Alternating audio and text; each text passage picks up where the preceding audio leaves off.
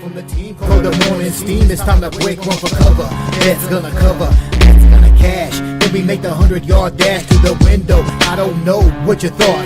It's Ramon Scott, running so hot. Sports make money and we make money with sports money every single day.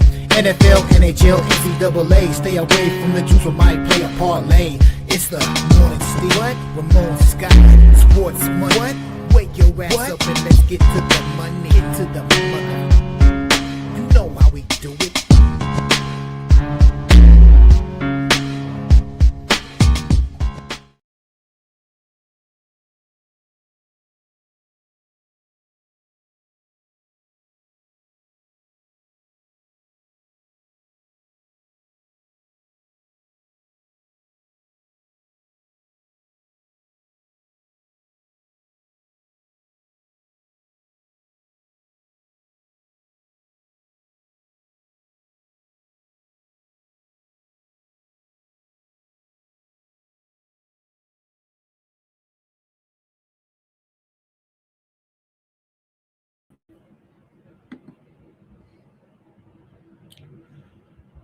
All right, a pleasant good morning to you coming from the sports betting capital of the world, Las Vegas. This is Ramon Scott, and welcome to the Morning Steam Show here for Wednesday, March 18th. Got a great sports betting day on tap here on Wednesday with NCAA first four play-in games, two more after yesterday's two good games. Good game. What a great idea to play these play-in games. Maybe we need more play-in games. We'll get more play-in games. Just you wait. We'll also review the big story last night from the World Baseball Classic. We'll preview also the NBA. And, well, we'll preview 4 of the 6 NHL games because 2 of them might not be that good. And we'll also take a look at the NCAA one game I'm going to look at least in the NIT. We'll recap some of these NIT games here as well. So thank you for joining me here on the Morning Steam Show. We do have, you know what? I don't know. I think it might be worth it. I know it's been a few hours now. I don't know what you guys are talking about in the chat, but I'm going to start it off with some breaking news.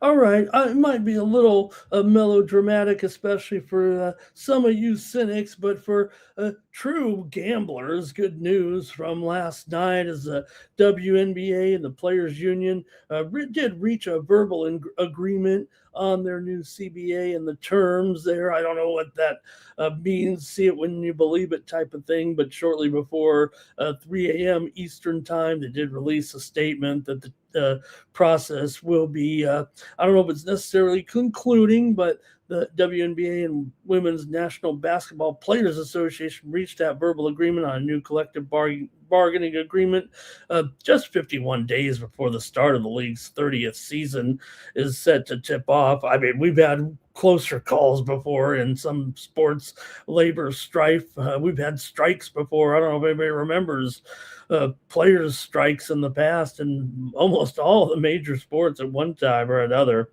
But good news here. We'll have our season here. Training camp will open on April 19th. The season should begin on April 25th, and the preseason games and the regular season on May 8th. Looks like a possibility that it will be a done deal here. So, yeah, it took them a while and whatnot and a lot of drama, but really, in plenty of time. They put a bunch of deadlines on it. Seems like a big deal, but good news for sports bettors because we always like to have a little something. That's an important league for sports betting here when you're running up against baseball during the season. So, good news there, I guess, on the labor front with the WNBA. All right. Well, hey, what about the events last night in the World Baseball Classic? A great job there by Venezuela. Give them a lot of credit here with their victory over the United States. It's been a good month, or has it? It's been quite a month for Venezuela. Here is an electric finish to the win there, 3-2, their first ever victory. Eugenio Suarez, RBI double in the ninth inning, MVP there for the win. Bryce Harper did hit a 2-run bomb there, a towering shot in the bottom of the eighth inning to tie the game. It seemed like the Americans had life because their bats didn't have any life in this one, not even in the series, really, if you look at it, big picture. This team was supposed to dominate here, maybe take on Japan or whatever, but Eduardo Rodriguez threw 4 1/3 innings of one hit ball, didn't allow a run. Willie Abreu solo home run gave them the lead earlier in the game. They led 2-0 most of the way. McLean gave up 2 runs in 4 innings and 4 hits, but Aaron Judge, Kyle Schwarber, Alex Bregman combined 0 for 10 in the game. Judge finished with just a .222 batting average for the tournament. Bryce Harper, .214. Bregman, .143. Will Smith, .231. Byron Buxton still waiting for him to get a hit. So, look, Aaron Judge said it before the game that the atmosphere around the WBC games are better than the World Series games, and he treated it like a big game because that's what Aaron Judge does. Doesn't come through, and the U.S. did not come through with those bats. They were left out there of the World Baseball Classic. Hey, we said we're going under in the game. We said the price was too high, and that's what happened. That's how it turned out. Venezuela gets the win, 3-2 at the World Baseball Classic. There'll be a baseball at the Olympics coming up as well in the future. Now, remember, the Olympics are played during the summer months, but we'll see what happens with the U.S. The U.S. men's national baseball team when it comes to play there at the Olympic Games. So, bummer days for the U.S., but they just didn't have it offensively, and they looked that part there with the loss there on Tuesday night as Venezuela wins the World Baseball Classic. All right, let's review a little bit here, some of the great action. Say hello to everyone in the chat, though, first. Why don't we? Thank you for waiting here. So I was wrapping up watching the Chinese basketball here. Got to watch it on the sports books pretty much. There's Nuke ready to go. Zoe Faye, hello. Man, Zoe Faye, great to have Zoe Faye out there. Got a big hot day here. Yeah, it was pretty warm yesterday. I didn't find it too bad, though. Here in Vegas, Nuke's ready to go. Another 10-game slate. Cash Kane is here. Bobby Mack's here, ready to roll. Andrew K. also here. He's got his picks here. Did we get a pool together? Do I have to get a pool together here? Did we not do it here? Did anybody see it having a pool with like last year? Did we do it, or do we have to get it going here? It's running out of time here to do the ESPN pool. Maybe I missed it there yesterday. Andrew K. says Akron over Texas Tech. He's got some upset specials. Zoe's got a few already as well. Here, and C. James as well. Nuke says it, everyone. Smash this like button, like this video, and subscribe to our channel, Sports Money, here on YouTube, the fastest growing sports betting channel on YouTube. And let's take a look at some of the action from last night in college basketball with the play-in games. Hey, they turned out to be pretty good games there to start things off in the play-in here with Howard winning there over Baltimore County in that one. Hey, we had Howard here on the show as our pick yesterday over Baltimore County. They led by 8 at halftime. They won their 9th straight game. Bryce Harris, 19 points, 14 rebounds. Howard will play number 1 Michigan next, but they can celebrate their victory over Maryland-Baltimore County. Maryland-Baltimore County came back and made a nice game of it there for sure. Got back in the game, came all the way back, and made it some tense moments and made for a good game there between the two 16 seeds there. And also in the other game, it was Texas over North Carolina State, 68-66. Travion Mark there with the game winner with 1.1 seconds left for Texas. And hey, we had Texas. I'm 4-0 here in the play-in tournament on the Morning Steam show. I'll take that. And Longhorns led by 10 early in the first half. They kind of had an edge on the boards. They'll play BYU next in that one. Another good game there. And it was Texas getting that win yesterday at the first four. All right. And by the way, there was a pretty good NIT card. How'd you do in the NIT? Did you go very heavy? With the NIT here last night. Did have some winners over here in the NIT yesterday. Well, we just previewed one game there on the show yesterday. It was that late game, but we did have it under there. So another winner there last night on the Morning Steam as we had under 152, I think it was, with UNLV and Cal Irvine there. The Rebels led by 15 in the first half, held on for a 3-point win. They were the underdog. They got the money in that one. Auburn and Alabama, that was our Morning Steam winner there also yesterday with South Alabama. We peeled that one in there, talked about it there, and that Steam came in, and South Alabama, War Eagle, they led by 6 in there, and Alabama went on to win, but it was South Alabama getting the money there in that one. I had a sports money premium on the under in that game. It was final score 78-67, so we did bring home a little premium winner there. You can get more picks from me every day over at winnable.com/Ramon. Hey, I'm going to try to bring you a bunch of winners here in just a moment, collaborating with the chat all-stars here. Let's make sure we're ready to go with the contest here today. Man, I keep forgetting that, and gotta have that. And all you have to do is comment in the chat with a pick, a comment, a statement, a hello, and you'll be eligible for some picks from me. But the way we'll run it is I'll preview a bunch of games here, hopefully pick some winners. And if you want more from me, go to winnable.com. Click the QR code right there at the corner. It'll take you right to my Winnable page, and you'll see over there how to get involved. This is how you support me here on the channel.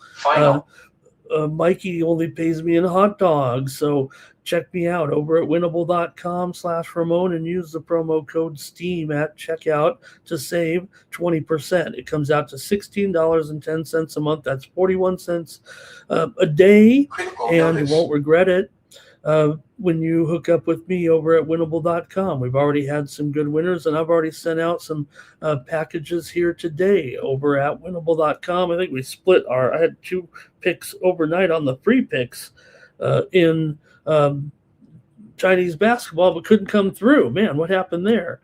But we did have a winner last night, including the Vegas Golden Knights and Buffalo Sabres under. Also, premium winner with the Denver Nuggets minus the points against Philadelphia. Had a winner also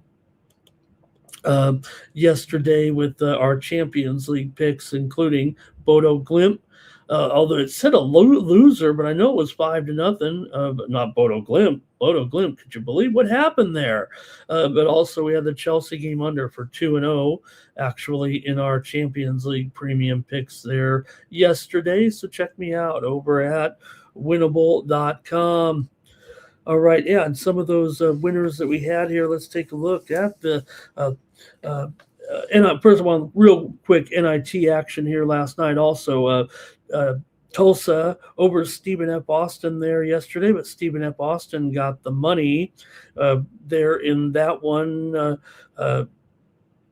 It was Tulsa winning it, but Stephen F. Austin covered. Hurricane reeled off an 8-0 spree at the end of overtime for the win as they pulled away. Tulsa won at 89-84 over Stephen F. Austin, although Stephen F. Austin did get the money. Make sure you're checking me out every day over on the drive-through over on Tony's Picks YouTube channel. I had that one there for you live at 6 p.m. Eastern, 3 Pacific after Mikey's show here. Tune in over to me over there, and I had the winner there with Stephen at Boston. Also, Oklahoma State over Davidson as the Cowboys hit 21 free throws in the win in that one. As Oklahoma State won it by 4, Davidson got the money there. Wichita State over Wyoming. They held Wyoming to 38% from the field in that one, and it was Wichita winning it by 4. Wyoming covered the spread in that one. Wilmington and Yale there, as I know Mikey had the winner with the under there in that one, as Christian May's 3-point shot kind of won it there for Wilmington as it went back and forth at the finish, and Wilmington won it 68-67 as an underdog. Also, Liberty and George Mason. George Mason shot just 39%. Liberty got the win there to kind of make up for a clunker there at the end of the season. They won their first game 77-71 over there in the NIT. Tonight, some good games in the NIT, and we'll preview, I think, one of them here with Illinois, Chicago, and Cal, but also a couple good games. New Mexico and Sam Houston, Colorado State, St. Joseph, among others there in the NIT. And how about the developing story? They talked about Aiden Holloway. We've already mentioned it, the player from Alabama who was busted for having the 2 pounds worth of weed. They said it would have made 18 joints. And they also said not only did Aiden Holloway have 2 pounds of weed, he had weed in every room of the house, from the kitchen to the bedroom to the bathroom to the living room, all over the place. I don't know if he was doing business or maybe he really just likes weed, man, because he had trays under the bed like we all used to do. Crazy there with Aiden Holloway, the 16 points per game scorer. He's got scales, running scales out of there. All right. Over in the NBA, we did have some winners here on the morning steam yesterday. Included were the Orlando Magic plus the points over the Oklahoma City Thunder. We had the Magic there in that one. Hey, make sure you're checking me out on the show Cover the Spread here on YouTube. You get me picking winners every day over on Cover the Spread. Hopefully going to bring you some great winners here, but if you want more picks from me, they'll usually always differ from the show here. Sometimes I have to regurgitate them if there's not enough games, but check me out over there. And I had a winner with the Charlotte Hornets yesterday as they crushed Miami, and I had a winner over there on the Cover the Spread show. Also had a winner here with the Knicks yesterday on the morning steam. They won by 26 over Indiana. And also here had a premium pick winner, as I said, with the Denver Nuggets to rock Philadelphia. We had a premium pick winner there with the Nugs, and we also won yesterday here. That's maybe where Holloway should end up there with the Nugs, huh? And the Spurs there with the win over the Kings. We had the Spurs minus the points in the Tankathon as a winner here yesterday on the Morning Steam show. Also, winners here yesterday in the NHL with the Islanders and the Maple Leafs game to go under. We had that pick here, 3-1. Islanders got the win. I know Mikey Money had the Islanders there yesterday. Great call. Carolina and Columbus. We had the total over here on the show yesterday. Didn't get it home, but I just want to note that game because Columbus, man, does the job. 5-1. Keep on rolling, Columbus. Speaking of, keep on rolling here. How about Montreal? They get it done over Boston there yesterday, but really want to mention the Buffalo Sabres if I can. I was on Vegas there yesterday, but man, we did have a premium pick, as I said, Buffalo to go under in that game, and Buffalo wins again. They win it on the road this time at Vegas, 2-0. I think Buffalo's going to win the Stanley Cup the way they're going right now. Awesome performance there. Also had the that's it. Hockey wasn't great, but let's see what you guys are saying in the chat. We'll get ready to go with the show, previewing those games here. I think we can get this show done rather quickly, but I want to see some more comments from you guys here in the chat. Zoe Faye talking about more picks there for the show. See, James is here. I think we already said hello. Let me pick up here. Nuke there. Okay, we didn't get one going in here, huh? Boy, maybe we should start one, but I just thought we'd use the same one as last year, but I think Mikey was running that. All right, Andrew, talking about some potential upsets here. Maybe Santa Clara over Kentucky. Public Enemy, good morning. And also Andrew here. And Holloway, he's a working man there. All right. And we can get ready to go here right now with our scheduled games here. I was thinking, man, we should really do a contest over here. I'm already up on one over there with the group, but maybe we'll see. I'll see if we get it together. We got 24 hours here. Okay, let's get rolling, get to the show right now, and start it off in the NBA, shall we? And get going here with the Warriors taking on the Celtics. NBA action here for Wednesday. Man, this one's already on the move this morning. Upwards here now. Wait, it was last night 11 and a half, and now, it's back to 11 and a half. Maybe it's 12 and 216 and a half. Looks like it's come back the other way a little bit. It had moved all the way up to 13, I thought there, but let's call it 12 and 216 and a half here with the Warriors and the Celtics. All right. For Boston right now, look, they're back in a groove here all of a sudden, winning again, covering some games here. But last two games, they won over Washington and Phoenix, but they did not cover all of a sudden. So the Celtics, they want to keep winning here right now, want to keep the pressure on in the Eastern Conference right now. Of course, Boston trailing Detroit here currently by 4 games in the standings.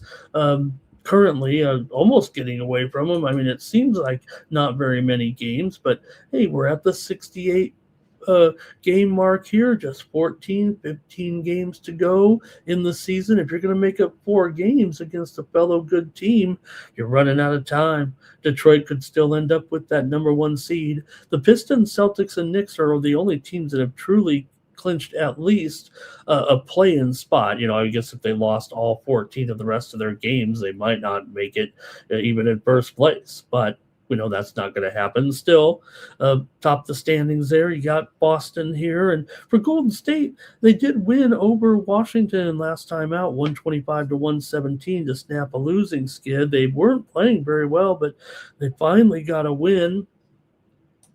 Take a look at some of the injuries here possibly for today's game. There was some news that just came out within the last couple minutes. Wasn't earth-shattering, but Quentin Post, questionable. LJ Cryer, questionable. And let's see here for Boston, just Vucevic. He's out here right now. Gary Payton is probable here for Golden State. Seth Curry is out. Big Al is out. Moses Moody, he's still out as well. We know Curry is going to be out still. Talking about Steph Curry as well as Seth Curry right now. For Boston here, they are 27-22 against the spread as a favorite. Golden State's not a great cover. We know that, 31-37 ATS so far this season. Are they getting enough here against the Golden State Warriors right now?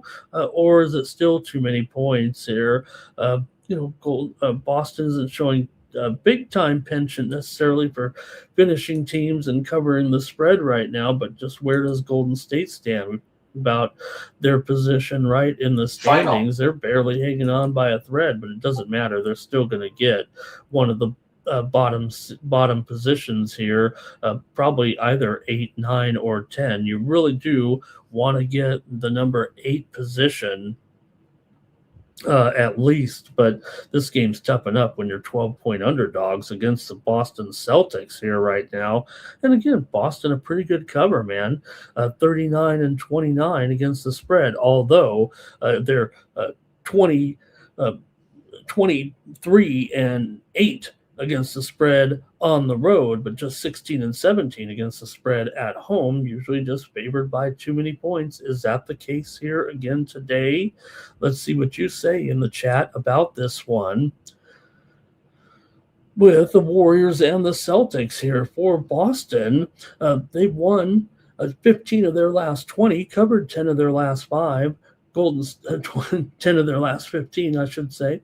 For Golden State, they've lost 5 of 6 coming in. They're also just 2-4 in their last 6 here against Boston. The teams did meet back in February. Boston won it by 11 at Golden State, covering 6.5. Still, Golden State's covered 7 of the last 10 meetings between the two teams. Golden State's gone over in 4 of their last 5, but Boston's gone under in 7 of its last 9, and 7 of the last 10 meetings between these two teams have gone under. It's another low total here. So, what do you think in this one between Golden State and Boston? Let's go to the chat. I keep wanting to go under in these games. I'm still doing this game, especially in Boston. I mean, remember, Boston 17-32 to the under as a favorite, 12-21 to the under at home. Even though Golden State is 41-27 to the over this season, they are 11-13 to the under as an underdog. So they're 30-14 to the over as a favorite, but as an underdog, they're actually a little bit under 500 to the under anyway. Let me go to the chat here. Hello to Big Crypto. Ready for the madness. We're kind of in the madness now, but we know what you mean. Tomorrow at noon Eastern, when we get those 16 games going and we fire them up all day and we're sweating along. It's funny, right? I watch a lot of college basketball on Saturdays during the season. That's over now with the big card, when you're trying to follow 35 games at once and then the next 35 games. But it is something special. Good morning to Bar. He had a good day yesterday and said the Vegas game got him there yesterday. Under here for Bar in this game, Celtics under and money line for Public Enemy there. No Curry, no worry. But which way you going? Let's see, Crypto. What's he saying there? And how are we doing in the crypto land today? I know the markets took a bit of a tumble there to get things going this morning. It looked like the futures were up, but man, didn't start very good there. So he's on the under. Here is 9 Legacy. Celtics on the spread. Roberts on the Warriors here in this one. Uh-oh. I think I'm going to take the Celtics here in this one. Give me Boston to cover this number tonight. Hey, the Warriors do need to win these games. It's funny, though, in the back of their mind, I always say you got to be honest with yourself, right? You can't say, like, hey, we're going to win the rest of the games and we're going to go all the way. The Warriors are going to be in 8th, 9th, or 10th. It still should be a motivation to try to pass the Clippers, like I said, for that number 8 position. But they're not going to blow it. They're going to the play-in no matter what. They might have to play from the 9 or the 10, but they're going to be in there. And, yeah, they're not exactly 100%. We know that. All right, that's it. And let's see, we got a few more here. Big Terrell is going to go big dogs money line. He wants to find some good dogs in there and parlay them up there maybe. All right, and Andrew, Golden State team total under. We do's here. And let's see here. He sees 40 games after this one. I think that's what he's saying there. We do. All right, let's keep it moving here right now. NBA for Wednesday. We got the Thunder. Thunder and the Nets. Another big spread here. The Tankathon in this one. But the Thunder have the most peculiar, spread line here of late. Man, this Thunder team, sure, they're in first place right now, 3 games ahead of the Spurs, looking pretty good. There right now, they're down to 13 games left with a 3-game lead. Then anything could happen, but that's a reasonable lead. If they keep playing the way they are, the Thunder on a big winning streak again right now. The Thunder have won 9 straight games, but guess what? They're 1-8 against the spread in those 9 games. They can't cover these big numbers no matter what. Now, Brooklyn, we know they've been bad. We know they've covered some numbers here recently.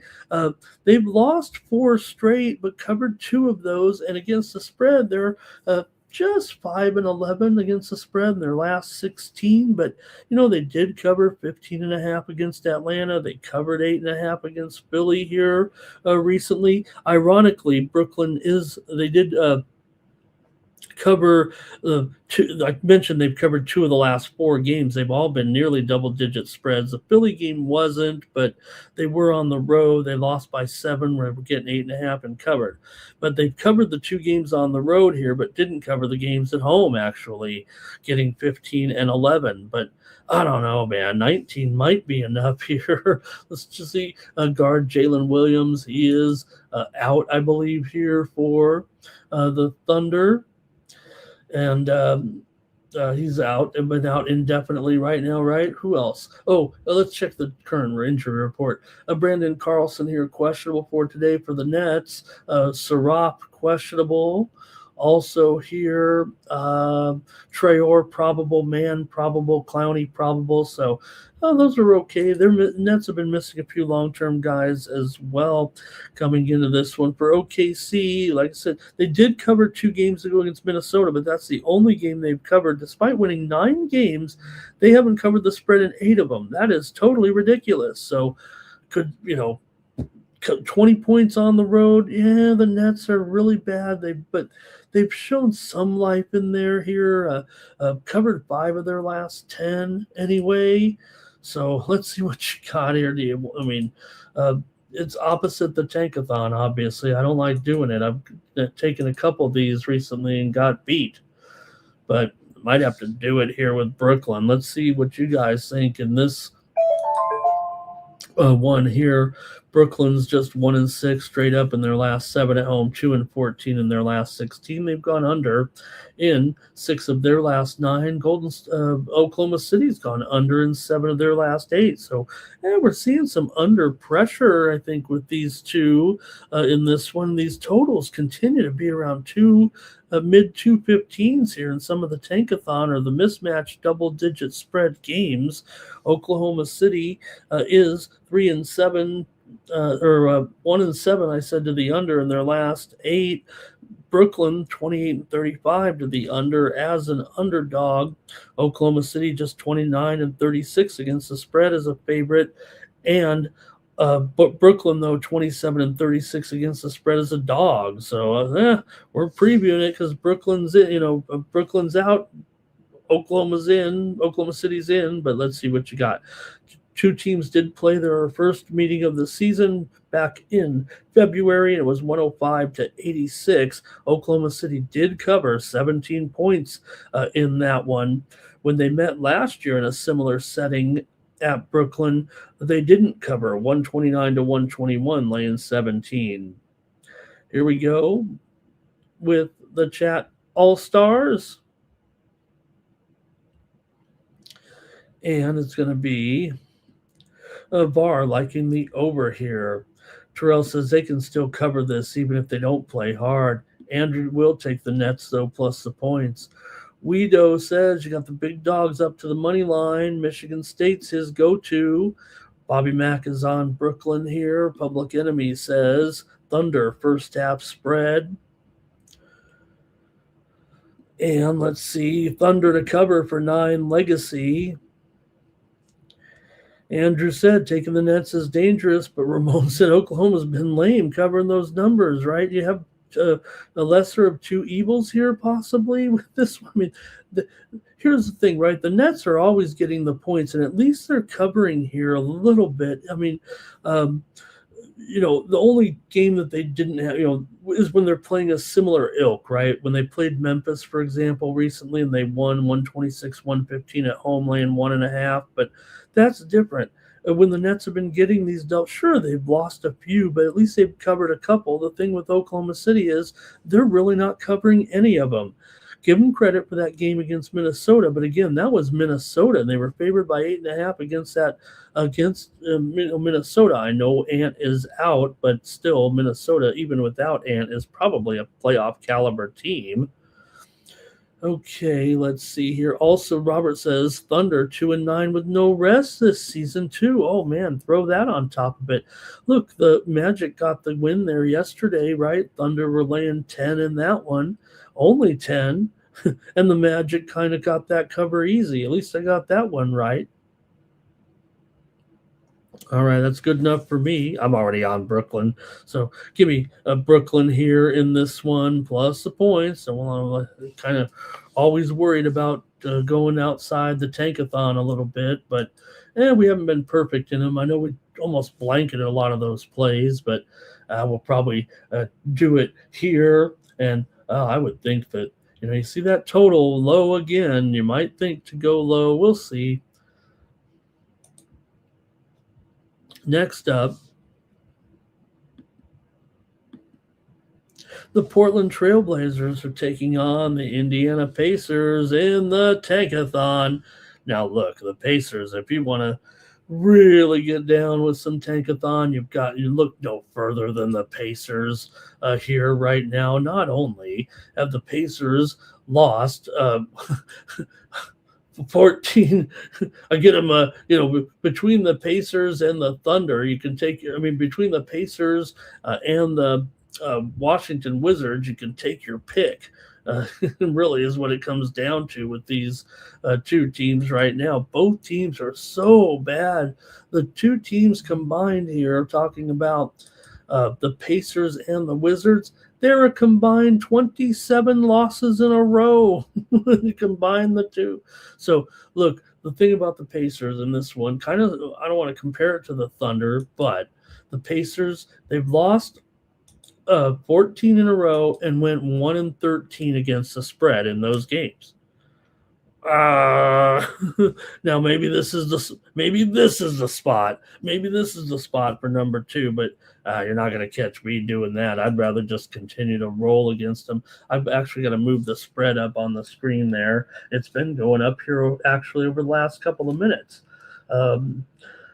Right now it is 11.5. I was typing these in when I was watching Chinese basketball a little while ago, and it was 10.5. Now it's 11.5 or maybe even 12, and the total here about 232.5. So it's gone up here just within the last couple of hours here, I'd say.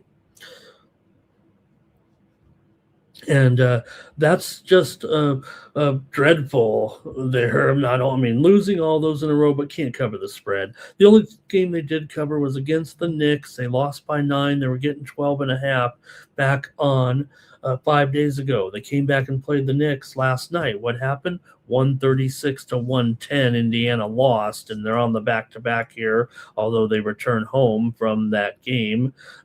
For Portland, they are rested here. They just covered 11 points on the road against who? The Brooklyn Nets, another bad Eastern Conference team. So you got to give the Blazers a little bit of credit here, like they could actually get something done right now. The Blazers 36-33 ATS, but Indiana just 29-40 ATS overall. Don't have to go over those numbers the way it's going.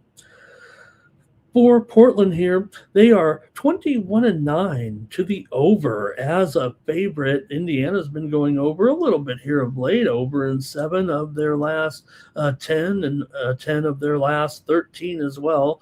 7 of the last 9 meetings between the two teams have gone under, but their first meeting went over 131-111 as Portland won it by 20 points as a 9.5-point favorite.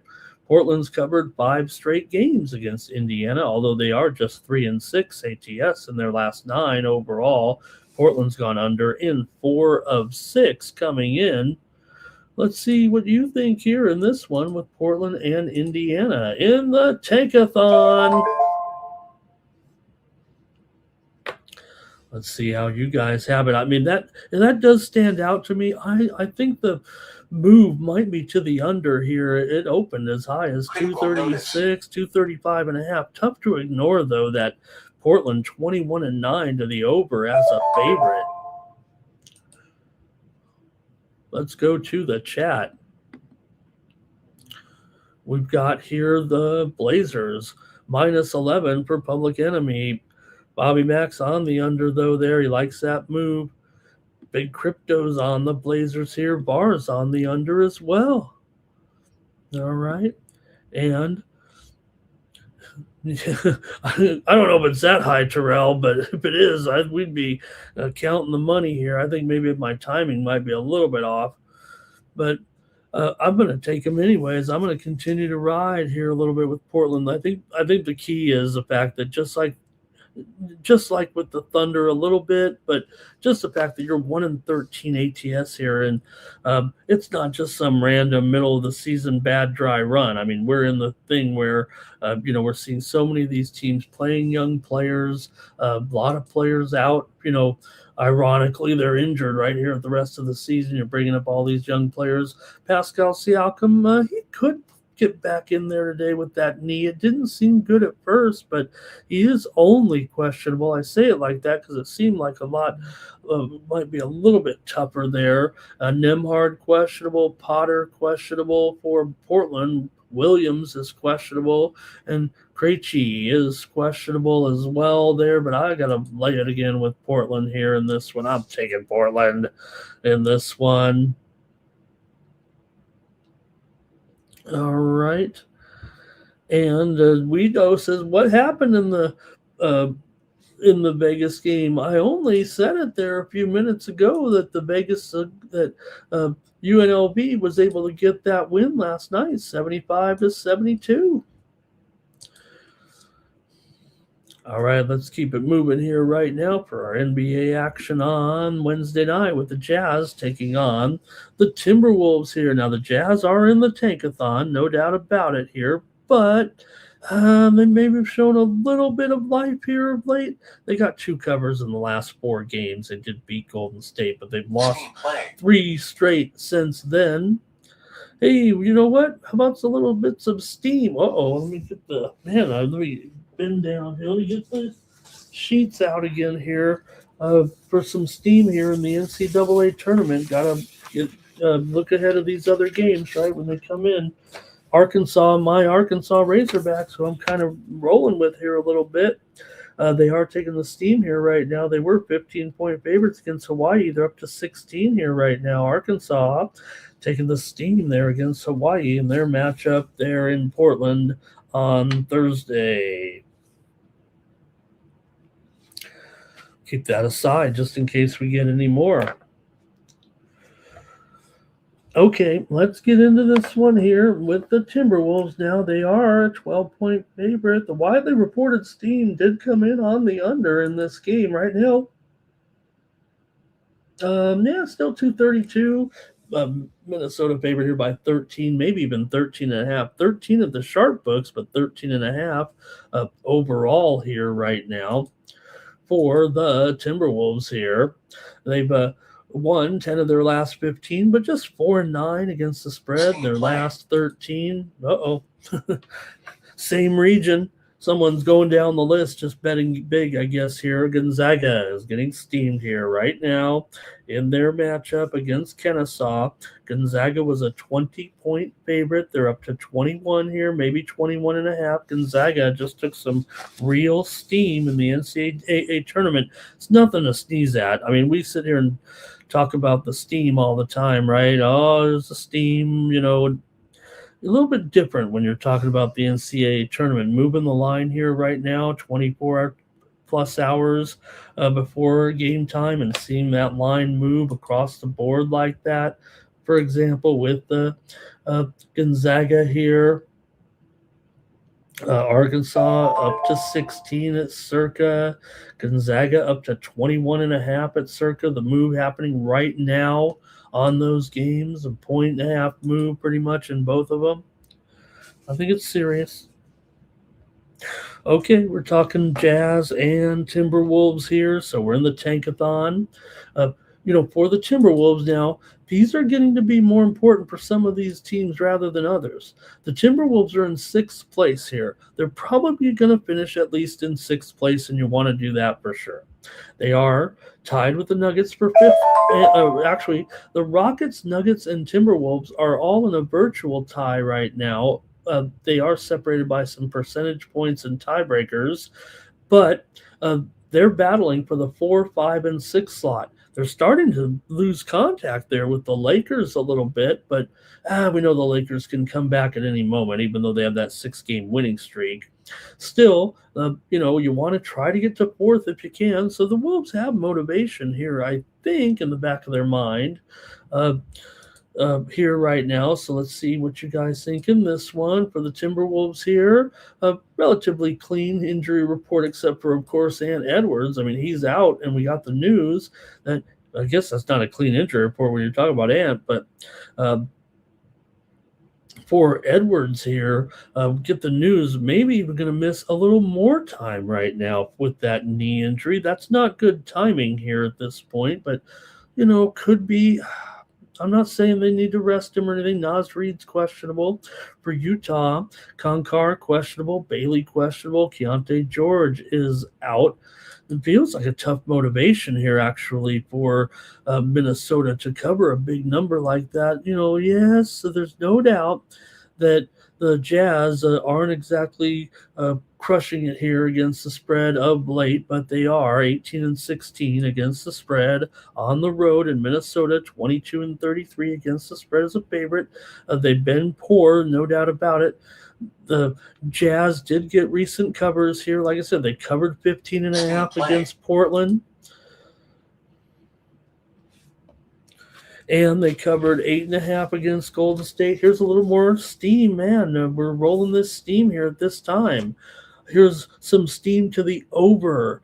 Idaho and Houston. Steam to the over. It was 136. We're up to 137.5, 138 right now. Steam to the over here with Idaho and Houston here on Thursday, the late game from Oklahoma City. And that game is on the move here right now. Total moving higher. Okay. Let me go to the chat here, though, now with this matchup between the Jazz and the Timberwolves. Which way will this one go? Like I said, that steam came moving in a little bit on the under there. Probably I might be a believer here, especially the way Minnesota. Look, you don't have Ant Edwards. They're 11-24 to the under at home this season. Utah's a big-time over team, right? 39-28 to the over, 35-25 to the over as an underdog. But note, they are 15-18 to the under on the road. So, that's a dicey spread, but I'm going to have to go under here in this one with Utah and Minnesota. Give me the under here. The steam came in on the under. It was higher. There's no doubt about it here, but I'm going to go with the under. All right, we got another steam move here. Oh, this one's in a game today. All right, now we're talking. This is one I can get behind, actually. Dayton and Bradley steam to the under here on an NIT game here today. It was 143.5 down to 142 here. Steam to the under with Dayton and Bradley.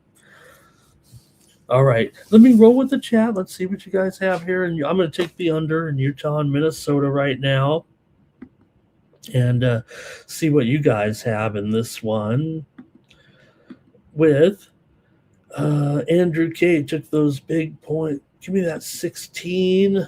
What game was that? Terrell says Minnesota pulls away in the second half, just like every team does against the Jazz. That is a fair point. I'm a little tentative here. I kind of want to play the tankathon a little bit, but without Ant. And like I said, Minnesota, they've already been a pretty crummy cover against the Utah team that at least they've covered 2 of their last 4. Now, Minnesota did cover that game last night against Phoenix. They did a good job. I thought Phoenix would be in there.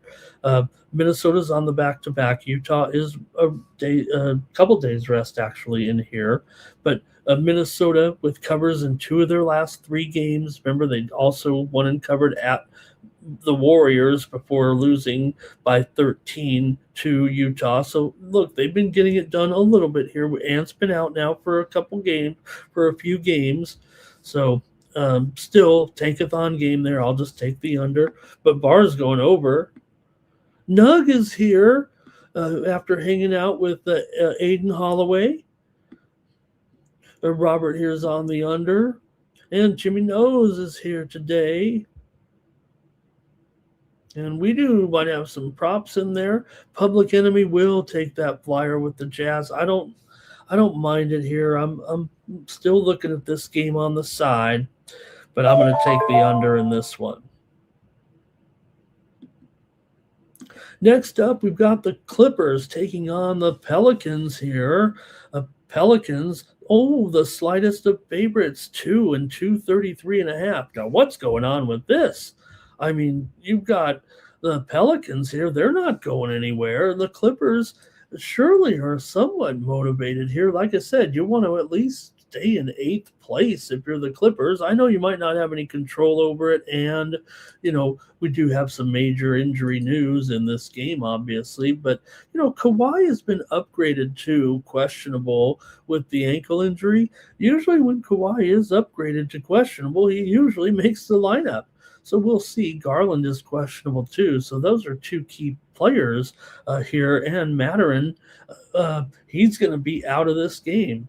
For the Pelicans, DeJounte Murray is questionable. McGowan's is definitely out. We just got the word on that one here about an hour ago. But Pelicans favored here over the Clippers. They played well. Look, the Pelicans, for a team that is in the tank, they've played well. Their players have played well, and covered some games here of late. In fact, New Orleans against the spread as a favorite, they are 11-3 against the spread this season. They're 21-13 against the spread at home. So it's been a bad season for the Pelicans, but they've gotten the money more often than not. The Clippers are 22-12 against the spread as an underdog, 19-15 against the spread on the road. Like I said, they still should be motivated here. You want to get 8th place if you can. They're only a game ahead of the Warriors for 9th and a game and a half against the Trailblazers for 10th. They're going to make the play-in no matter what, but can they I want to say, can they hold off those teams? It was the Clippers that were on that incredible run just to get into this position. And this is still going to be a tough game for New Orleans. I mean, come on, to be favored in this game, I get it. I mean, they played well here of late. New Orleans, they've covered a bunch of games in a row too, which is another factor. New Orleans is coming in off of a win over Dallas. They've covered right now in 6 straight games, including 5 straight at home. They've also won 8 of their last 12. Now, the Clippers have won 7 of 10, and they've covered 13 of 17. They've won 4 out of the last 5 against New Orleans, but are just 1-6 against the spread against New Orleans. However, you get that. I mean, usually they're favored in this series against them, and they don't cover. However, they met back on March 1st. Clippers won it by 20 at home, covering 8.5. A first meeting earlier this season was 126-124 Clippers at home. They did not cover. So, to me, the Clippers still need these wins, and the Pels, they're playing well. Let's see what you got. Want to give the Pelicans some credit here for all those covers against some decent teams too. Covered against Houston, covered against Toronto, covered against Phoenix. Those are play-in or play-off-bound teams. They also handled some weak teams, covered easy against Washington and Dallas. So, too little, too late again for New Orleans. I think that was the same story there last year. You don't want to have that. The Clippers still have been getting it done. They are a profitable team no matter how you look at it. Like I said, 22-12 against the spread as an underdog. And they clobbered them last time. So, okay, tough game here maybe. The Clippers are 19-15 to the over on the road, 19-14 to the over as a dog. Pelicans are pretty much a 50-50 over-under record here, except they're 19-16 to the over at home. 4 of the last 5 meetings between the two teams have gone over. And I think this one here now at 233.5, this one's going through the roof. Man, that's a pretty big move, actually. It was as low as 228.5 here on the opener in this one. Is it really? I don't know, but I think this one's gotten away. I'm going to go under here with the Clippers and the Pelicans. The steam came in on the over. I'm usually all about it in a situation like this, but I'm going to go with the under. The Pelicans, like I said, they are not overwhelming over team. Like they're 50-50. The Clippers, yeah, they do shade over here. The first two meetings between these two teams did go well over this year, but I'm going to take the under in this one and say it's just gone a tad too high at 233.5. Like I said, the Clippers have ever since Garland came over there, and we'll see, he is questionable tonight, but they've turned into an over team from an under team. Okay, let's go to the chat here in this one and see what you've got. Clippers money line for Public Enemy. Jordy says he'll take the Clippers money line and put Kawhi's point total in there. And Garland spinning Kansas City every day. Everybody knows that, Weedo. Pelicans here for Power Critter. Queens is in the tournament, but you got the wrong Queens. It's Queens, North Carolina, not Queens, New York. Robert here is on the Clippers. Terrell, Clippers and under. And why are the Pelicans favored when they were 8-point dogs last time they played? Yeah, look, now the Clippers were at home in that game. Maybe that's it. It was what, 17 days ago. So I think because the Clippers were at home in that one, probably, and the Clippers did win by 20, and they've kind of owned this series, right? Like I said, winning 4 out of the last 5. It's just that the Pelicans have covered the spread in those games, but again, they were mostly underdogs in those matchups. All right, I'm going under there. Too big of a move for me. It was 228, I think, when I looked at it there yesterday, and we're up to 233. I'm going to take the under here in this one. Thank you. Hello to Jimbo in the chat.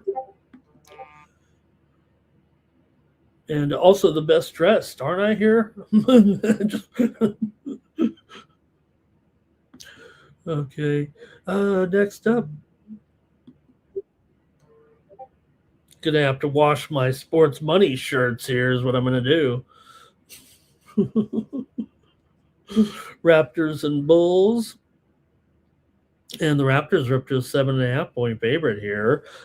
Total here, 234.5. Maybe it's been a little bit of a move on the Raptors. Maybe it's been a little bit of move on the over, but man, I'm not so sure about this game going over tonight. Let's see what you think in this one with Toronto taking on Chicago here. For Chicago, they've dropped 15 of their last 19 games, but they've won 2 of 4. They're coming in off of a win here. Last time out, Chicago was able to beat Memphis at home, 132-107 for an easy win and cover. They're 6-2 ATS in their last 8 games. Chicago's gone under here in 9 of their last 11. Toronto's gone under in 10 of their last 14, including 5 of their last 6 on the road. 10 of the last 12 meetings between these two semi-frequent opponents here have gone under when they play in Chicago. The two teams did meet back on February 19th here in Chicago. It was 110-101. Toronto got the win and the cover. They also met back in February, went 123-107. Toronto got the win at home. They covered that one. It did go over on that night, but it was under this number of 233. So let's see what you got here. Chicago, 24-18 against the spread as an underdog. Toronto just 17-21 against the spread as a favorite. But we are a bit in the tankathon here with this game. Toronto does have possibly some motivation here if they really think about it. They're trying to stay at least in 5th place ahead of teams like the Magic, Heat, and the Hawks. Remember, all those teams right now from 5th place to 9th place, 5 different teams are separated by just 2 games in the standings, headed up by the Raptors here. So I think they should be able to get this money. I'm probably going to lay it. It might not be the best idea, but I think I want to go with the Raptors here, actually laying 7.5. It feels kind of a big number. It's probably 2 points too high, but I really don't want the Bulls, so probably just take it as a free play here on the show. Murray Boyles is doubtful here for Toronto for the Bulls. Sexton questionable, or Coro doubtful right now. So let's see what you got. I think we're ready to go to the chat here. Uh, Feels like it keeps going up here. I look up, it's 233 on the screen. I think it's 234 here at least. There's 233.5, but it's gone up, and I'm not sure that we deserve this one. Figure this. I mean, here's a total. It's going up. You have these two teams combined 56 and 79 to the under. Not only that, the Raptors are 11 and 21 to the under at home, and Chicago's 12 and 23 to the under at home. So you got Toronto basically, 35% overs, 65% unders on the road. Same thing for Chicago, more than 65, almost 66% there. Yeah, 65%. So in this setting, it's 65% to the under when these two teams, Toronto on the road, the Bulls at home. Toronto also 13 and 25 to the under as a favorite. I'm still going to take Toronto as my play here. Give me the Raptors. Man, it's 7.5. The Bulls do have two consecutive covers. They covered 13.5 and a loss to the Clippers before that Memphis game. Chicago's actually covered 3 of their last 4. Toronto with back-to-back wins and covers over Phoenix and Detroit. I'm going to take Toronto. Let's see what the chat has here. Like I said, in the end, the Bulls, are, nothing left to go. They're not going to come back here and make up 6.5 games difference, right, with 14 to play. I mean, they'd have to win them all, and they'd need help. We're almost at that time of the year. It's going to shorten the show is what it's going to do. Here we go with some of your plays here. Did I miss some of those Clippers plays, you guys? I'm sorry about that. Robert on the Clippers. Terrell was on Clippers. No, I think we got that, yeah. Oh, yeah, because he said, why are the Pelicans favored? Okay, here we go. Power Critter likes the Bulls. Public Enemy says Raptors are easy money. And how about when Caruso blocked that shot with the shoe? I saw it and I didn't really, I didn't see the whole play there. Like his shoe came off, sometimes you're running with your shoe, right? So you can put it on quickly, but, he might've got caught up just saying, well, I'll just, it happens so fast, right? Oh, I'll just do this. Otherwise it's going to be an easy basket. But, because of the, use of the equipment there, right? Or whatever, he got the technical too. So, probably just let the guy go next time. Okay, we do there. He's got some giddy numbers in here. Maybe you guys can make sense of that. Terrell says the Raps are coming off those 2 impressive home wins. First game of 5-game road trip, though, might be a letdown. Public Enemy says, let's see here, Raptors will rock them, I think. 9 legacies on the Bulls to cover. Jordy says Raptors money line and Giddy to go over 15. Hello to Nate in the chat. He likes the Celtics to smash today over the Warriors. He also likes them to win the second quarter. All right, I'm on the Celtics as well today. All right, yeah, I'm going to go with the Raptors here in this one. I always catch myself, right? I don't like when the YouTube gambling heads say, "Boy, I wish you could lay 5," and I could say that all day. All right. Oh man, I just saw here that watching the Golf Channel over here. Batia's withdrawn from the Valspar here this week. Bummer.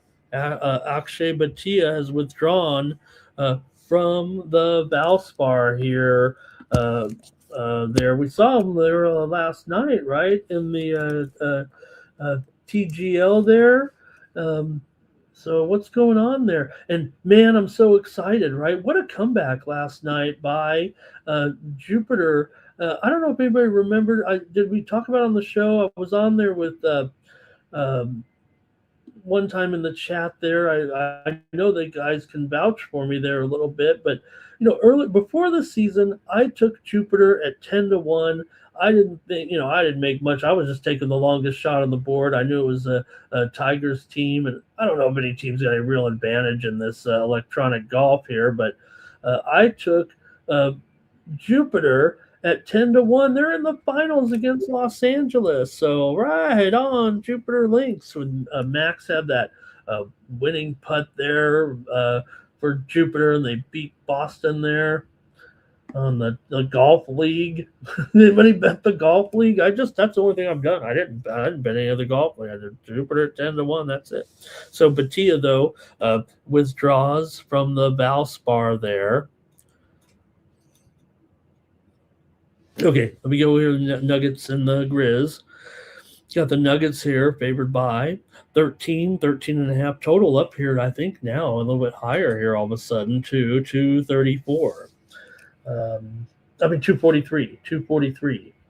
But definitely on the move here. We're seeing this one move higher here this morning by a couple of points. Yeah, I could see that. I think let's see here. I might be okay with that. Let's see here. For the Nuggets here, they've won 3 out of their last 4 right now, and was able to cover the spread in those games as well. They're on a bit of a cover streak here, actually. We got a tankathon game here for sure, and the Grizzlies are starting to really be a real tankathon team here. It seems like they're not covering very many spreads either here of late. Nuggets showing some life here, covering some big numbers. They just covered last night against Philly. We did take them in that one at home, but they've had to turn around now and go on the road here. Quick turnaround. Denver still 4-1 ATS in their last 5. They've won 9 of the last 10 meetings with Memphis, covering 6 of the last 8 against them. Memphis is 0-8 straight up in their last 8 games, and they're just 1-4 against the spread in their last 5 games overall. Denver pretty good on the road, 23-14 ATS. Memphis 19-27 against the spread as an underdog, 14-18 against the spread at home. So not great. Denver usually gets the money against these guys, although they did not in the last meeting. They won by 6 at home, laying 14.5. However, before that, Denver won and covered 3 straight meetings between the two teams, including a meeting back here in November, 125-115 here in Memphis, laying 6.5, and that one got the cover.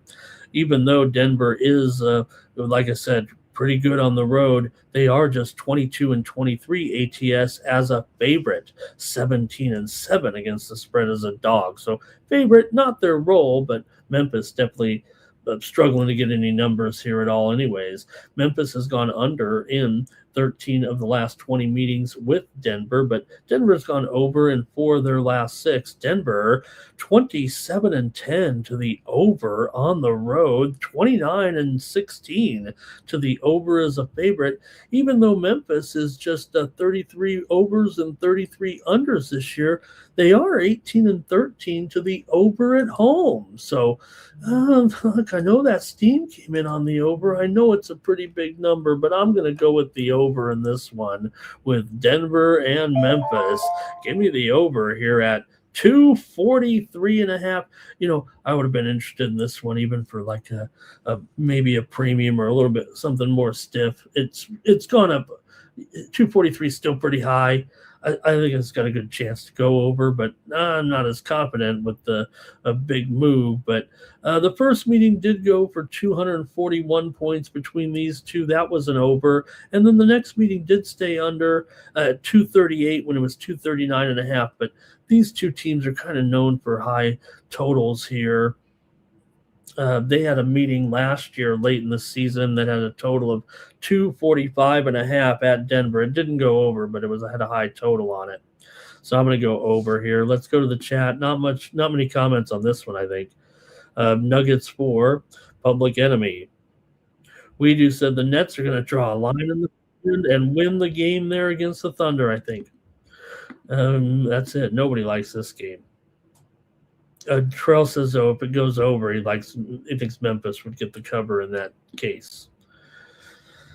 Yeah, maybe. I put Memphis in that tank category. They're not covering very many right now, but um, in fact, they failed in, like I said, 4 of their last 5. Lost to Chicago by 25, lost to Dallas by 8, lost to Philadelphia by 10, lost to Brooklyn by 11. The only game they covered was by a half a point against Detroit. All right. Let's move on. These are not I'm glad we got some games. These are not great NBA games. We've got, yesterday there was, I believe, 6 tankathon games there out of the 9 on the card, out of the 8 on the card. And here today we've also got, I'm not even putting the Warriors in there because they're in the playoffs, but there's basically 7 on this card where you have playoff teams against non-playoff teams, not necessarily laying double digits, but close enough. Okay, the Hawks, this would be one of them, as the Hawks are on the road. Are they really only 8 here?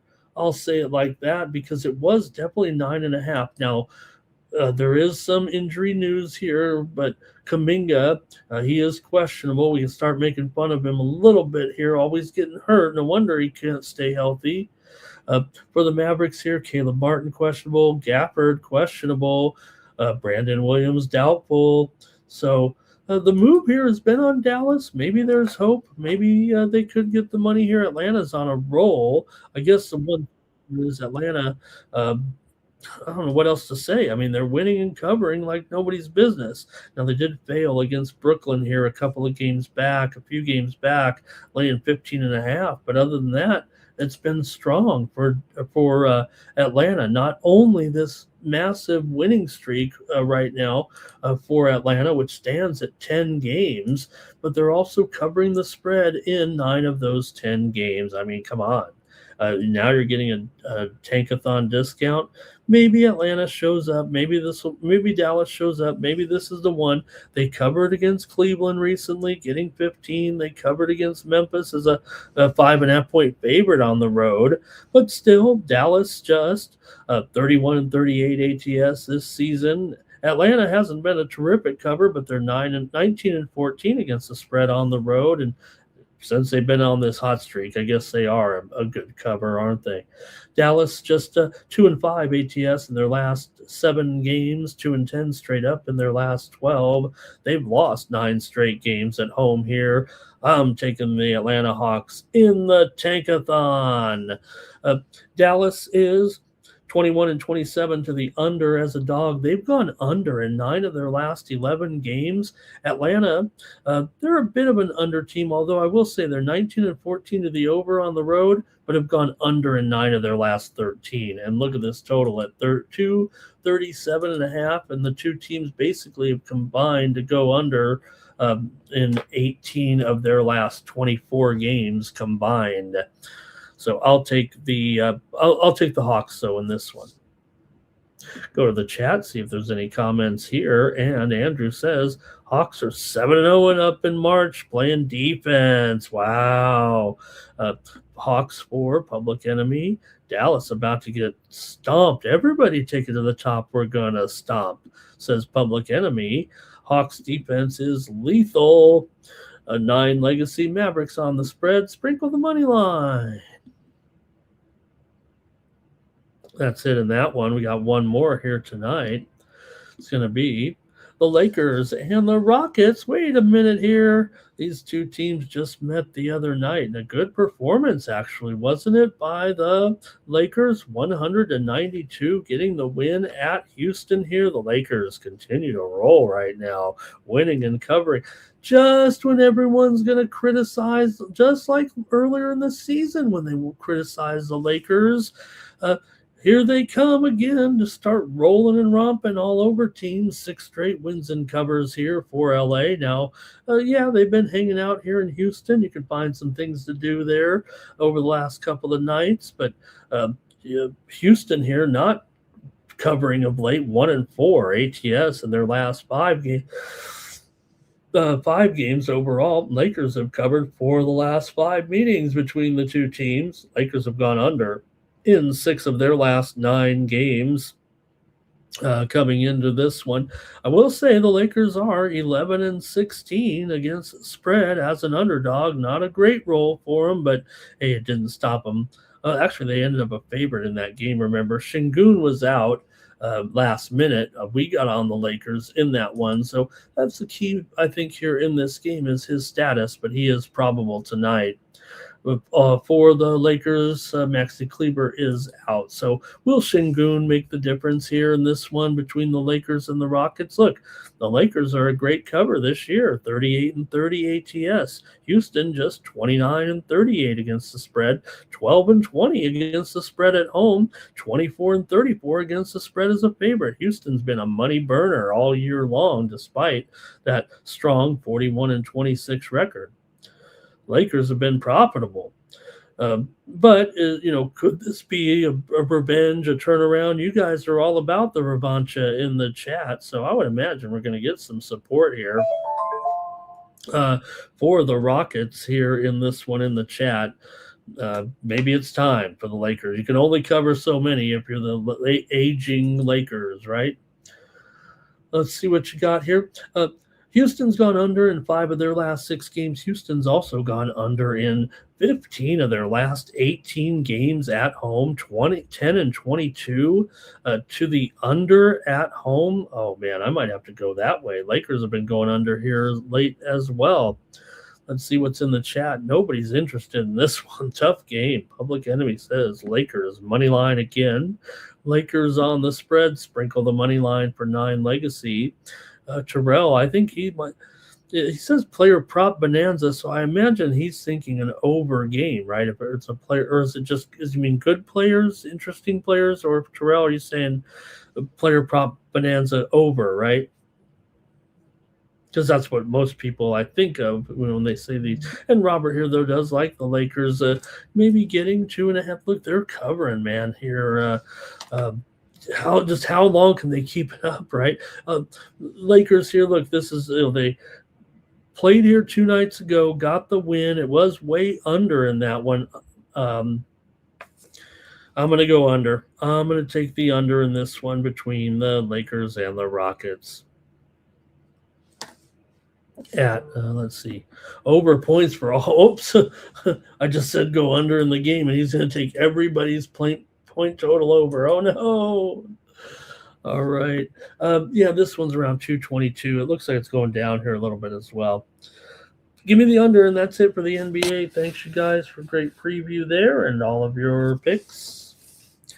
We're going to go next, of course, to the NCAA tournament. I probably should have. What did we not start with the NCAA tournament like yesterday? I think that was just a slip up on my part.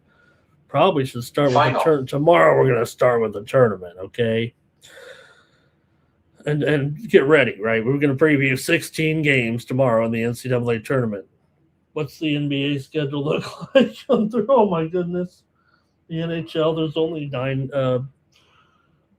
It's only 10 games in the NHL tomorrow. Boo! We're going to preview 16 basketball games, that's for sure. We might be on until tip-off. Would that be okay? Let's go to the college games tonight. 2 games, the play-in games. Let's go to the 16 seeds with Lehigh taking on Prairie View here. 2 hot teams. Of course, they're going to be hot teams in the 16 slot here. You probably had to beat some teams in your tournament to get in, right? You don't have any at-large SEC teams coming in where they've lost 3 of their last 4 or something like that. These 2 teams come in probably playing as well as they have all year, especially Prairie View. What a run this team's been on, winning and covering pretty much all the games here of late. Prairie View coming in with conference tournament wins over Cookman, Alabama A&M, and Southern. And Alcorn too. They rolled through that here. What a job by the Panthers. Prairie View's won 7 straight. They've covered 10 straight games right now. Come on, Prairie View.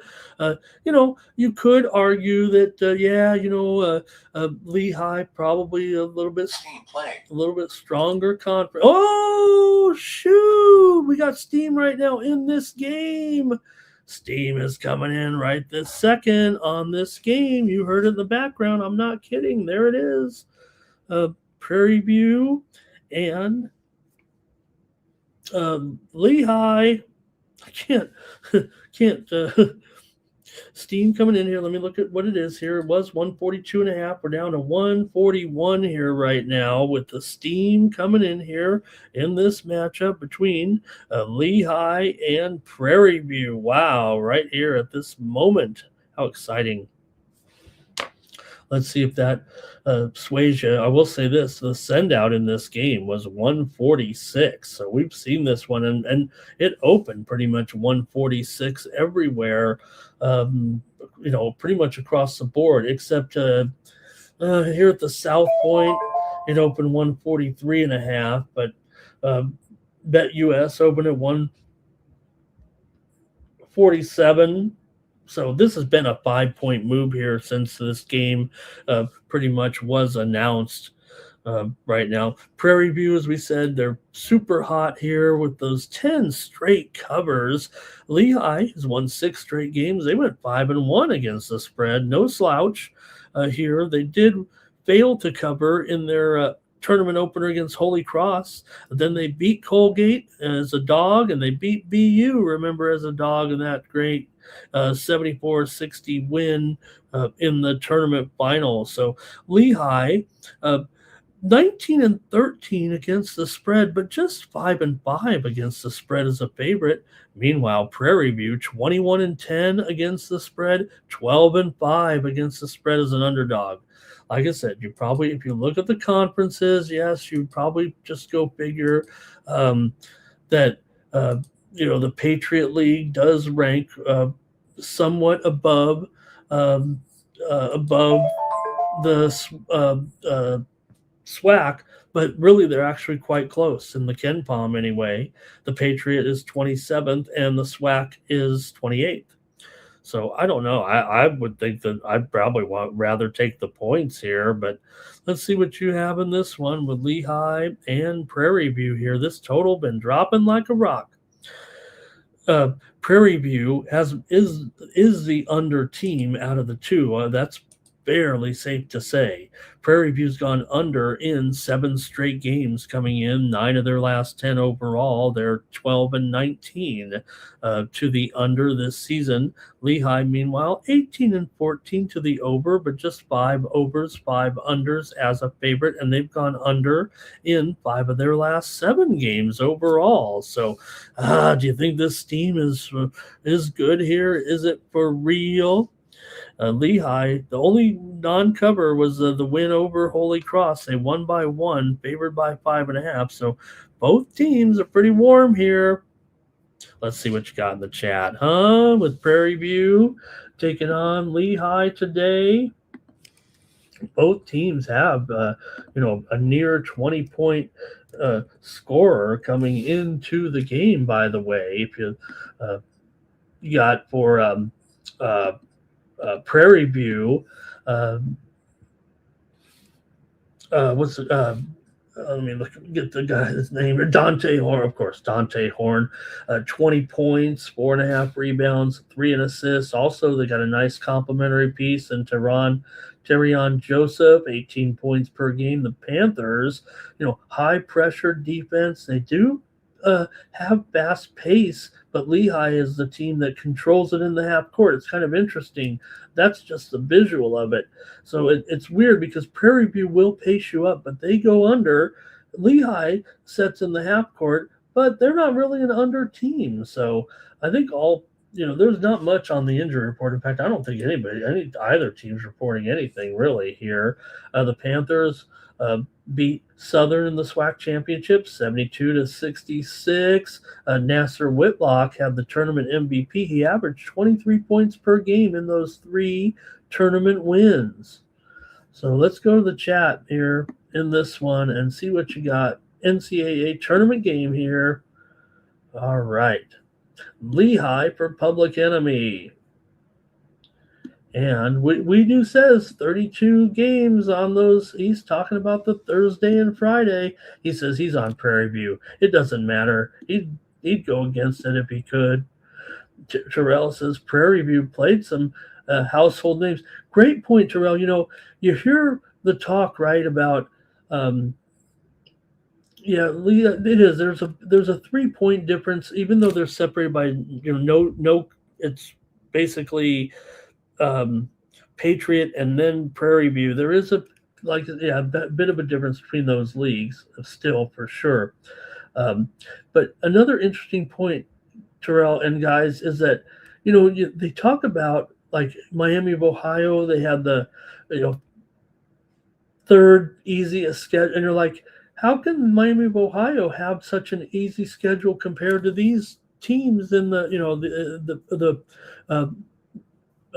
SWAC, the MEAC, the Northeast, because they went out and played all those teams, right? You look at every team, like all these teams in this conference, not just Prairie View, right, Terrell? All these teams go out on the road for those paydays, and they have actually very tough schedules. That's why they all are, 500 teams when it comes down. They're like, oh, they went 12-2 in conference and we're 19-17 overall or something, because they play all those tough teams early on. So they actually end up with tough schedules compared to teams like the MAC where they played. They might play some patsies early on and rack up some wins.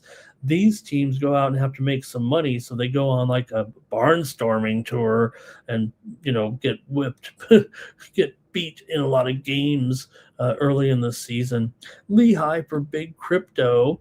Roberts on the over. Power Critters on Lehigh.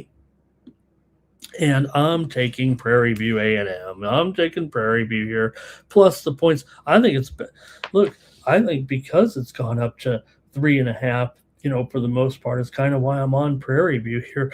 We saw that even in the game in the 16-16, the comeback, right? And we've seen that before, it feels like, in the play and the comeback a little bit in some of those games. So, all right, yeah, totals dropped here to 141 flat now in a lot of spots. So, kind of like that total, but I don't know. I'm going to go with Prairie View. All right. Let's move on here right now. And Andrew K says, what about GW and Utah Valley there today? All right, maybe we can. Let's do it. We'll do it there for you, Andrew. I'll even make a graphic for you. We'll preview. Don't let me forget. I just picked one late game because I thought, let's not overlap the games. We're going to be watching those big games, but I'll do it. We'll preview that one in just a moment. We'll add that one in. Right, Andrew? You do such a great job for us.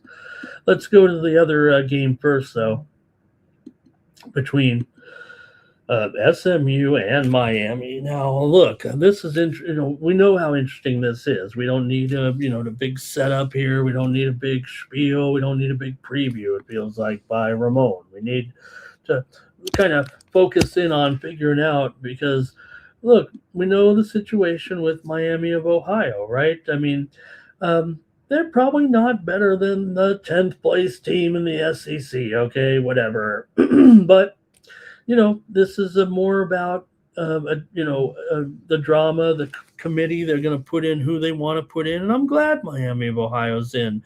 I was really ready to fade them, actually, right here in this game or whatever. Whoever they played, they probably get blown out. They still might, but you know what? As a 7-point dog here, I probably want to come in on Miami of Ohio. They might have gotten a little carried away here in this one. Sure, SMU here, 20-13, 8-10 in the ACC, but Miami still leads the nation in field goal percentage. They're average 90 points a game pretty much. The historic regular season, 31-1. They won all those conference games, of course, before losing in the tournament there. But the key here, I think, for me overall is the status of BJ Edwards.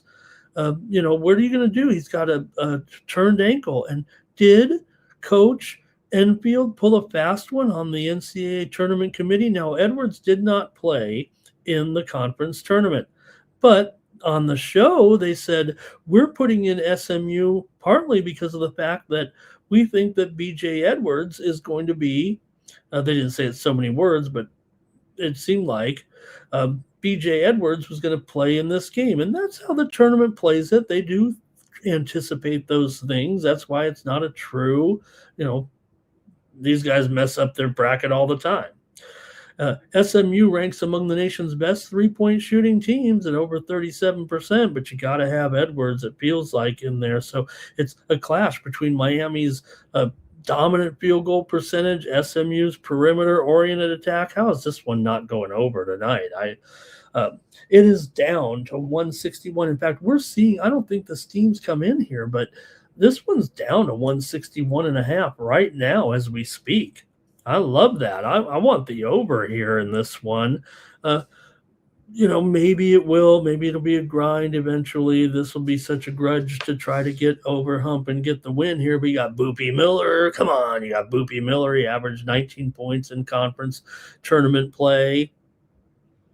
And, it's about the readiness. You got to question whether or not they're ready for, playing a team like SMU. But I think I'm kind of reverse course. And maybe I was just bitter because of, Miami was a bunch of jerks when they won the game over Ohio U. It wasn't a good look. But I think now the fact that they're getting these points, I think they hang. Here. I think they're going to be a gunner. I think this is going to be a game that is going to reach the 165 or higher mark. I'm going to go over as my play here. Like I said, maybe I like Miami of Ohio, but I think I'm going to take the over as my official play now as this thing's dropped to 161.5. But I'm not shy about probably taking the points now instead. And I wasn't feeling that way when even when the tournament was announced. I think on one of the broadcasts I even said here, I'm ready to figure that Miami of Ohio get crushed, but they're playing SMU, and SMU might be without arguably their best player on the team. So I'm going to take the over as my play. Keep trying to make an excuse here for Miami of Ohio. Here we go. See what you got in this one. And the 9 Legacy's been on. Is that Texas A&M he's been on? SMU for Power Critter. SMU lay it more with 9 Legacy. And Terrell says this one may have but you know what, Terrell, don't forget, we're going to expand the tournament too. We're going to put in 72. We might even put 76 teams in. Miami of Ohio, though, for Public Enemy. And WeDo's got $25K on Miami at the win. Okay, Bruce Pearl. SMU ain't a bad team. No doubt about it. No doubt about it. SMU. Look, I've mentioned it before, but I've got a friend on the SMU coaching staff that I went to high school with. Just happens to be the dad of a couple of famous young NBA players. Evan Mobley. He's on Andy Enfield's staff there at SMU. And I'm pretty partial to SMU a little bit. I'm a big Enfield fan too. And let's see here. Dimitri said, look, we took Texas and NC State over there yesterday. Well, that wasn't the play there, was it? We took Texas here on the show yesterday. But I did give out the over on another show. But you got it here. You got it, Dimitri. You had it right. And he likes it under here, I think. He likes it under. VAR is on the over here. And Big Crypto on Miami. All right, my official play is going to be on the over here. Robert says Miami, maybe a little money line even there. Yeah, I didn't know it was going to come 7. I mean, like I said, you got your top player here probably going to miss the game right now. For Miami of Ohio here, they've failed to cover in 4 of their last 5. They've also lost 8 of their last 9 straight up to the ACC. SMU's lost 5 of their last 6 games outright. coming into this. SMU 2-4 against the spread in their last 6 games overall. And note the seed, even though what like Terrell was saying there about the future of these teams. This is not like they're playing in here on the uh, 16 game, right? This is an 11-11. So they're actually, they probably, obviously in the last 4 in of the at large there, but, and Terrell's got the schmunder. Oh, it's SMU under. I get it now. I thought we were like under schmunder, but he's SMU under. All right, I'm taking the over though on this move. I think these guys are going to be chucking it up from downtown all game long. SMU is 19-14 to the over, 11-8 to the over as a favorite. Miami of Ohio, we'll mention this. They are 4-0 against the spread as an underdog this season. They went 19-10 against the spread overall. SMU just 7-12 against the spread as a favorite. All right, let's do a couple more games here, and we got to squeeze in the game here I'm going to do it, George Washington here. We're going to add a game. All right, I like that. I like when you guys have a little request in there. Utah Valley and George Washington. Utah Valley favored by 2 with a total 156.5. There we go. All right. Got an extra game here to look at. I'm going to have to do this one on the fly, but hey, no problem. For George Washington here, they come in with a record of 18-15. Utah Valley 25-8 here. I think they're a 4 seed in this one. They were pretty hot. Of course, they lost their conference tournament game there to Cal Baptist, 63-61. They were favored in that one, ended up short, and Cal Baptist made it into the tournament. Before that, Utah Valley was on a pretty hot streak, actually, although they were not covering the spread. They were winning but not covering in several games. Utah Valley sounds like the Oklahoma City Thunder. They've won 7 of their last 8 games, including, 7 of their last 8 games, and including 10 straight games at home. Remember, we're playing home games here in the NIT. However, they're just 0-6 against the spread in their last 6 games, but they're only laying 2 here to G-Dub. G-Dub just 1-7 straight up in their last 8 games on the road. George Washington 4-8 against the spread in their last 12. So George Washington's gone under in 10 of their last 15. However, Utah Valley a few overs here of late, over in 4 of their last 6. George Washington is just 5-10 against the spread on the road. Utah Valley has been a bit of a money loser here this year with a 13-17 record against the spread overall. We mentioned that tumble here of late. Although at home, they were 8-8 against the spread, which doesn't sound great, but when you're compared it to how bad George Washington was against the spread and the fact that Utah Valley has been a loser to the number, maybe that's where you got to go in this one. I'll take Utah Valley for sure in this game over George Washington. Give me Utah Valley here to win this one at home. And if you want to make a comment, do so. Okay. Let's see here. Anything, though? Robert will take George Washington, though, here. And Nine Legacy says, Utah Valley, they never lose at home, dating back to last year. Come on. 27 straight victories at home? Wow. I said 10 in a row. I was just talking about this year. I think they're actually 15-0 this year.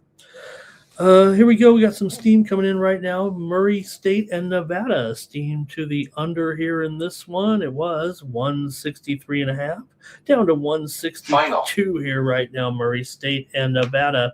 Some steam there to the under. All right. Thanks for that. Great stat right there. Robert likes the over. Nine Legacy. Great job on that. He's taking George Washington. He says Utah Valley 27-0 home record. He'll take George Washington. How about that? Wow, Nine Legacy. And, there is something to be said there, I think. But I think here's the thing, though, about Utah Valley and the, playing in the Western Athletic Conference. The WAC wasn't terrible. The WAC was actually 12th. In the conference ratings. Yeah, I mean, with George Washington, you're in the A10. That was the 7th ranked conference overall. And now, right now, breaking news here: George Washington did now. Listen, I want to talk to Nine Legacy in the chat. Did you just put a bunch of money on George Washington? Because George Washington is taking the steam right now as we speak. Look, everyone, it's down to 1.5 or 1 right this second. You heard it in the background. That was George Washington. I think Nine Legacy just set us up. I think Nine Legacy just set us up in that when he sold us 27-0 Utah Valley. Makes me go, wow, I already liked him. Now I like him even more. Then he says, nope, I'm taking George Washington. And now the steam's on George Washington. Nine Legacy, what are you doing out there? He's moving markets against us here. On the morning steam show. Wow, Nine Legacy. I didn't really have too much on the total, though. That's why I kind of took the side. These two teams aren't really showing very strong patterns, I guess. But let's see here. New Mexico smashes Sam Houston, says Terrell. He's also got Cal by double digit. We're going to do the Cal game right now, Terrell. Let's see here. We do says UIC must be sorry. Thank you, Andrew. Take care. We're going to do the NHL next. You guys want to hang out and hang on? I'm going to do some NHL games here, just a few of them. I'm only going to do 4 of the 6 games, actually, because 2 of them are not very good. Navy team total over for Terrell. Yeah, I think the thing about Navy here in their game today, right, they're going to be looking – it was a little bit of a kind of a disappointment there, right, for Navy. How things went down, so might be a good spot for Navy actually getting those double-digit points from Wake Forest, right? We always have, you could say that, Navy, they probably should have won their conference, so they're probably disappointed having. Probably not. You're getting a chance to play Wake Forest. You got to go on the road.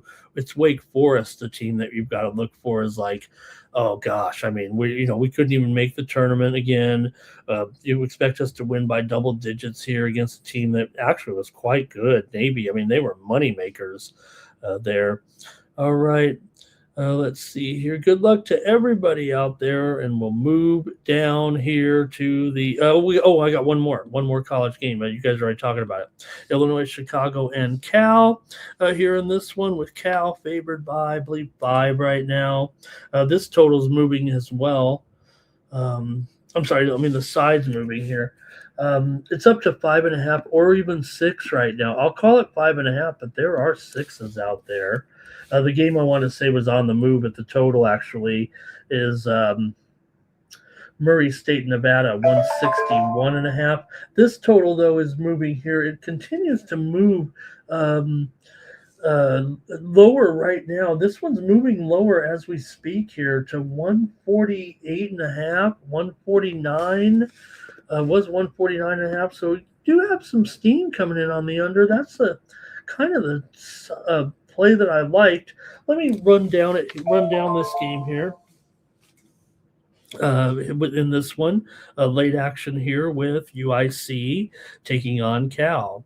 For Illinois, Chicago here, they are 19-15. Cal 21-11. Cal, I believe, is the number 2 seed there in this. Here, Cal with consecutive losses coming into this one against Wake and Florida State. Meanwhile, for UIC, they did get knocked out by UNI. However, they did beat Murray and Drake there in the first 2 games of the tournament. UIC 10-8 against the spread as an underdog. Cal just 9-11 against the spread at home. Laying a little bit of a number here, 5.5. There. Let's see what you guys have. Cal 7-13 to the under. Now, look, I'm kind of a guy that says in these NIT games, you probably should look over on all of them, but I don't know here. You got Cal 7-13 to the under at home. coming into this one, and also for UIC here, 8 of their last 12 games have gone under, including 4 of their last 5 on the road. Cal's gone under in 5 of their last 6 and 4 of their last 5 at home. So let's see what you have here. Cal is coming in here right now off of those 2 conference losses. They did go under in they went over in the conference tournament game. They were on the under streak before that, 5 straight unders for the conference tournament. Okay, got it. All right, let's see what you guys have here in this one. And let's see. Tip off their late game here. And Cal here for 9 legacy. And Robert's on the over here in this one. I'm taking the under as my play. I'm going under with Illinois, Chicago, and Cal. I do like over in most of the NIT games tonight, I will say, but I'm going to go under in this one. Yeah. Okay, I think that's it for the college games. Let's go to some NHL where I'm looking at 4 games tonight. And then that'll be the show. And hopefully I can get to college baseball today. I didn't get to it yesterday. And don't forget, Champions League continues here today, second leg, with some good games here. Newcastle and Barcelona, Atletico Madrid and Tottenham, Atalanta and Bayern Munich, Galatasaray and Liverpool. One game in the Mexican League, León and Guadalajara and Chivas. All right, here we go. NHL action here on a Wednesday with Pittsburgh taking on Carolina. Wow, the top 2 teams here in the division. Carolina, pretty big favorite against Pittsburgh in this one. Oops, where's the graphic?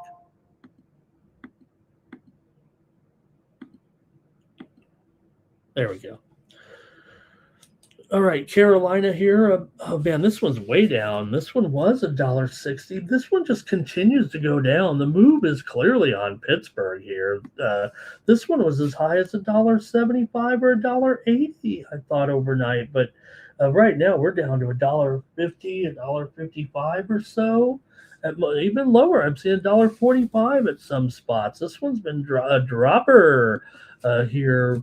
Looks like the money coming in on Pittsburgh here in this one. And I don't mind that. I mean, Carolina's been pretty awesome, but Pittsburgh's done a nice job here this season. Hey, we just got a little bit of a breaking news here right now, but I think it was kind of on the radar, but it looks like it's official here now. Louisville guard Mikael Brown Jr., the 18-point per game scorer, he is out of Thursday's game against South Florida. Louisville's Brown here, 18 points per game. He has a back injury. It did look kind of doubtful, but he is officially out for tomorrow's game. Okay, let's talk about Pittsburgh and Carolina here. Like I said, don't mind here the move maybe on Pittsburgh here, although the value might be out the window. Pittsburgh's won a couple of games in a row here over Utah and Colorado on the road. Impressive. This is their 5th straight road game for the Penguins coming into this one. For Carolina, meanwhile, they're in off of a loss here to Columbus. They haven't really been playing that well, to be honest, of late. Also lost recently to St. Louis, lost to Calgary. They did beat Pittsburgh 8 days ago, 5-4. In that game, 5-4. Carolina got the win at home in a shootout, and the game at Pittsburgh earlier this season was 5-1. Pittsburgh won it back in December. So third meeting between the two teams here, Pittsburgh's outscored them, I guess, 9-6 in those 2 games. Carolina's been awesome, though. Let's not make fun of them here. They are 42-19-6 this season, 24-9 at home. But Pittsburgh, one of the best road teams in the NHL, 18-9 on the road. They are just 18-20 as an underdog. That's not a terrible record as an underdog here. I think Pittsburgh's probably pretty live in this game, despite the fact they haven't been terrific against Carolina over the last few seasons. But hey, they did get one win already over them here this year. Their first win, I think, in they've won one of the last 5 meetings between the two teams. But Pittsburgh on the road here against Carolina, 0-9 in their last 9 trips here to Carolina. It's a little bit of a bummer, but Carolina's won 6 of their last 7, 14 of their last 20. 8 of the last 10 meetings between these two teams have gone under. However, Carolina 23-12 to the over at home. Pittsburgh 21-17 to the over as a dog. Pittsburgh has gone over in 6 straight, including 4 of their last 5 on the road. So the series does go under, but these two teams are playing to a little bit of an over here right now, and the total is 6.5. 6.5 shaded to the over here. So let me see what you think, though. Interesting for sure in this one. I think these teams do kind of go a little bit over, and they've been going over of late, that's for sure. With this streak, Pittsburgh's been scoring goals but giving up goals. That game against Colorado, they won 7-2. The game against Utah was 4-3. They lost to BGK 6-2. They lost to Carolina 5-4. Look, these are 9 goals, 8 goals, 7 goals, 9 goals. Now, Carolina's been a little bit on the low side, but let's see what you got here in the chat. Okay, it's going to be thank you, Jordy. Got his plays in there today. He's been through the Mexican League game in there. All right. Power Critter likes the Pens in the over. 9 legacy on Pittsburgh. Robert here liking the Canes minus the goal here in this one. All right. I guess got to make my call. I guess I've already talked up the Penguins pretty good. But again, it's got to be a little bit concerning there. 9 straight losses at that particular venue. So I'll still go with them here. I'm going to take them here. I really like the total, obviously. You heard me talk about it a little bit in there. You can probably tell what I was thinking, but I'll take Pittsburgh here in this one as my play on the show. That's what I'll do. All right. Next up, we skipped the Devils and the Rangers with all apologies to Devils and Rangers fans, but those two teams are basically in last place in the Eastern Conference. I don't think that the Devils and the Rangers are going to be making up 12 or 16 points here with just 14 games to play. So, all right, next up, Senators and the Caps here in this one. Capitals are not in the playoffs here at this point, and neither are the Senators, but they have a better chance. Senators are just 3 points back of Detroit here currently in the wild card, and 3 points back of that is Washington. So Washington's going to have their work cut out for them a little bit more than Ottawa here. Maybe that's why Ottawa is favored in this game at $1.30. Ottawa comes in having won 2 straight. Washington's going to be desperate here, but Ottawa's playing well enough here that maybe this won't be as big of an issue as it might seem. Ottawa's won 5 of their last 6, including 4 of their last 5 on the road. They've also beaten Washington in 8 of the last 12 meetings. The Caps have lost 5 of their last 7, so I'll probably be on Ottawa here, but let me know what you think. Ottawa's gone under in 4 of their last 6. Washington's gone under in 5 of their last 6. They've also gone under in 6 of their last 7 at home. Washington's 14-21 to the under at home. However, Ottawa is 21-13 to the over on the road. 4 of the last 5 meetings between the two teams have gone over. So let's see what you think here. I think Ullmark and Thompson. Maybe I'll fire up the goalie computer and see if there's been any confirmations here. See if any of the goalies came off the ice first. See if we got any official goalies here. Devils and Rangers, the game we skipped, it will be Markstrom and Quick here, likely to be in goal in that one. Logan Thompson is confirmed here for the Caps, 22, 19, and 5, 2.42 goals against, 91% save percentage. Saw that great shootout the other night with Swayman and Thompson. Nobody can score on them there. So let me know, though, what you have here in this one with the Senators and the Capitals here. I'm going to take the Senators on the road at $1.30 in this one to get the win here. And look, laying a little bit on the road. Ottawa's not terrific here. They're not in the playoffs either. So they are playing a little bit better, though, I think, here than Washington right now. These two teams met on New Year's Day. It was Ottawa winning it 4-3. And they also won an earlier meeting in a blowout, I believe. Here we go with some picks from the chat in this one. It's going to be Capitals puck line, full game under for 9 Legacy. Public Enemy likes the Caps to win in regulation minus a goal. And Robert here on the over in this one. I'll take the Senators. And there's no doubt I've struggled here last two. I didn't realize. I don't know if I should, if it's a secret or not, but I will say this about the SMU game tonight. It just came up on my Facebook because you know how they, tell you whose birthday it is, so you can send them a message. I think maybe I better send my friend Eric Mobley, the assistant head coach, the assistant coach of SMU. He is on my friends list. All right, so it's his birthday. So maybe I better tell him happy birthday, go Stangs. What do you think about that? Does that seem like a good thing to say?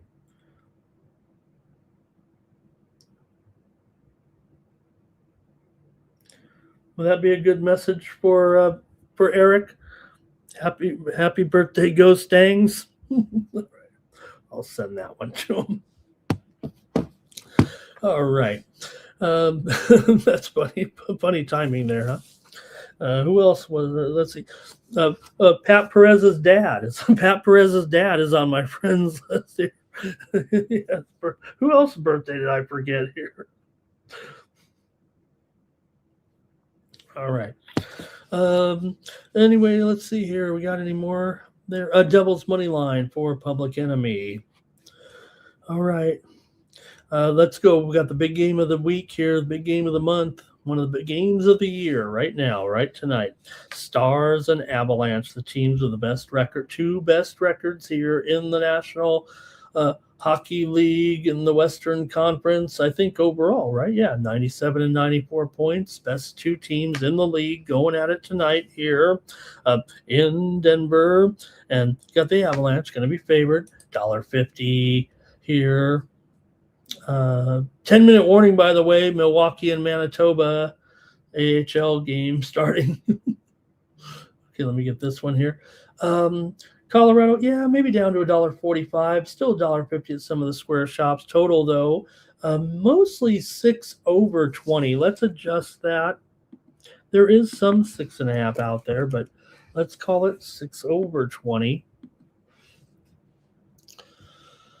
All right, and great game here, obviously. Big game here between these two. For Colorado here, 44-13 and 9. Dallas, 42-15 and 10. In the standings here now, Colorado 3-point lead. Like we said, we're getting down to the finish here. Mostly 16, 17 games left for these two. So I don't think anything's truly decided here. Dallas has won. Let's see here. 4 in a row. Let me make sure I get this right. They lost. Yeah, they lost. That's right. They had won 4 in a row and lost there to Utah the other night, 6-3. Colorado's actually lost 2 straight here to Pittsburgh and Winnipeg right now.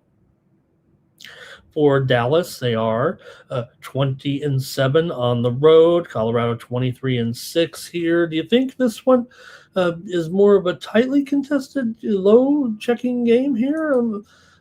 Or will it be open here? You know, it's in Colorado here, and Colorado 28-35 as a favorite to the under. The Stars here have won 5 straight on the road, 14 of their last 16. Colorado's actually lost 8 of their last 12 games at home coming into this one.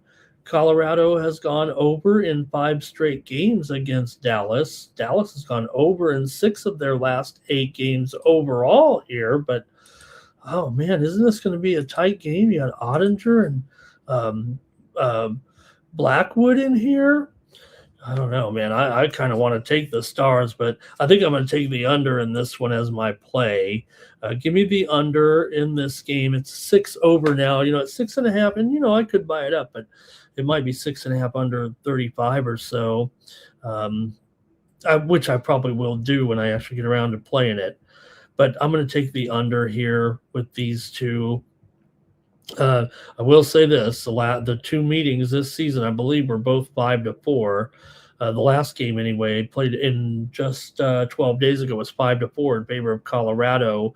They won the game in Dallas in a shootout. So I'm going to go under in this one, though, with Dallas and Colorado here. I think the move has been on the under. I know I'm going to have to lay some juice there to take it again, but I'm going to do it. And look, I'm probably going to be on the Stars. It'll probably be a premium. I don't think I can get off the Stars in this game if they're going to be $1.30 or whatever it is right now. Even if it's $1.25, I'll probably do it. Let's see what you guys have in the chat. Great game here. Robert's on the Stars. Power Critters leaning to the under. Nobody really going with anything here. That's a tough game. We got 3 dozen of you watching here. If anybody wants to chime in, I'm going to do one more game here. We're going to skip the Blues and the Flames because those guys are not going to the playoffs either. The Blues, the Blues are only 7 points out, but again, you've got to pass. Not only would you have to, make up the 7 points, but you got to pass 4 teams to get to the wild card spot, so ain't gonna happen. All right, so let's look at the last game then I'll go with here. It's going to be the Flyers taking on the Ducks here tonight in Anaheim, with Anaheim about $1.50, $1.55 total, 6.5 under 15, maybe 20. Anaheim coming in off of a win. They snapped a 2-game losing streak by beating Montreal 4-3 on the road in regulation. So good win there. They return home after a 4-game trip that saw them go 2-2. Wins over Winnipeg and Montreal, lost to Toronto and Ottawa in a Canadian swing. Philadelphia, meanwhile, did lose to Columbus last time out, but they played pretty well here of late. That game was a shootout loss. They beat Minnesota. They beat Washington. So I think they've looked pretty good here in the last couple of games, talking about the Philadelphia Flyers here. Flyers haven't been terrible against Anaheim. They've won 6 of the last 7 meetings between the two teams. Now, Anaheim is 10-2 in their last 12 games at home, 14-6 straight up overall. In the last 20, Philadelphia has gone under in 11 of their last 13 games, including 4 of their last 5 on the road here. But for the most part, they've been an over team this season, 26-20 to the over as a dog, 19-13 to the over on the road. That combined with the fact that the Ducks are one of the best over teams in the league. They've still gone under in 6 of their last 9, but they're over in 20 of 33 at home, and also 15-6 to the over as a favorite. It is a pretty high number here at 6 under or over even money. I'm going to take the over in this one with Philadelphia and Anaheim here. Steam just came in, by the way, just seconds ago. You heard it in the background. Navy and Wake Forest. Steam to the over in that one. It was 148 up to 149 here, maybe even 149.5 right now.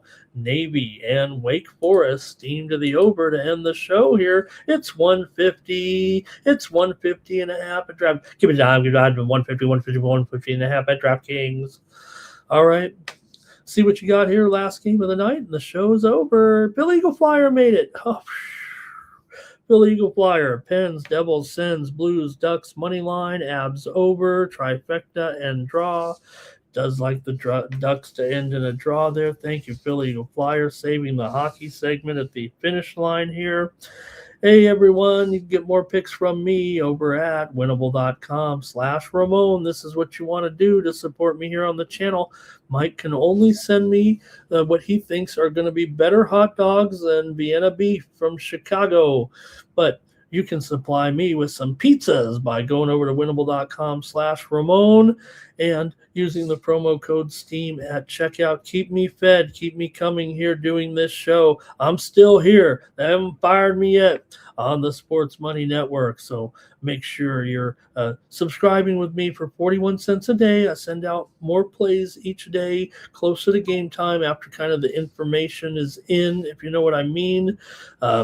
Yeah, we do have the plays here on the show and all that, and you might see me on some other channels, but you can get these plays for just 41 cents per day, and it comes to your phone in a nice little format there. See some of the winners here from yesterday, like the VGK Buffalo game. That was a winner there yesterday. It comes out here pretty crisp and clean on the phone. There's that Nuggets winner against Philly. Did we have any others? I don't know if there were that many here, actually, but do appreciate your support. Their Auburn and the USA game yesterday to go under there. We also had some winners in the Champions League. I think this was an error, actually. I think I can vouch. It says I lost the over 3.5 in the Bodo game, but I think it was 5-0. So probably just, this is AI that does these, by the way, not the picks, but grades the picks, shows it there. It's pretty cool. You know, if I want to get really cocky, I can click that share button, and then it gives me a little thing where I can send it out there saying I won. But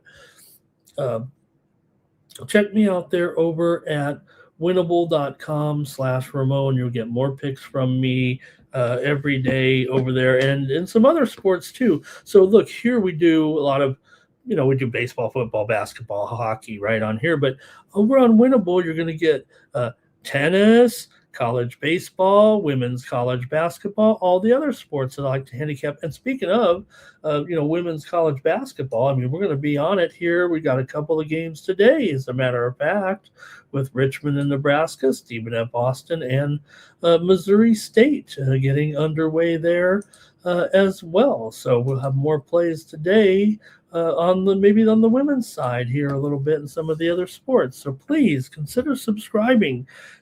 Look, what it is a steady flow of plays. I mean, you don't have to play them all. Trying to do just suggestions. You might be looking for action. You don't know where you're going. You don't know what you're doing. And I'm just sitting here, handicapping the game, sending out my info. So I really appreciate it when you subscribe over at winnable.com.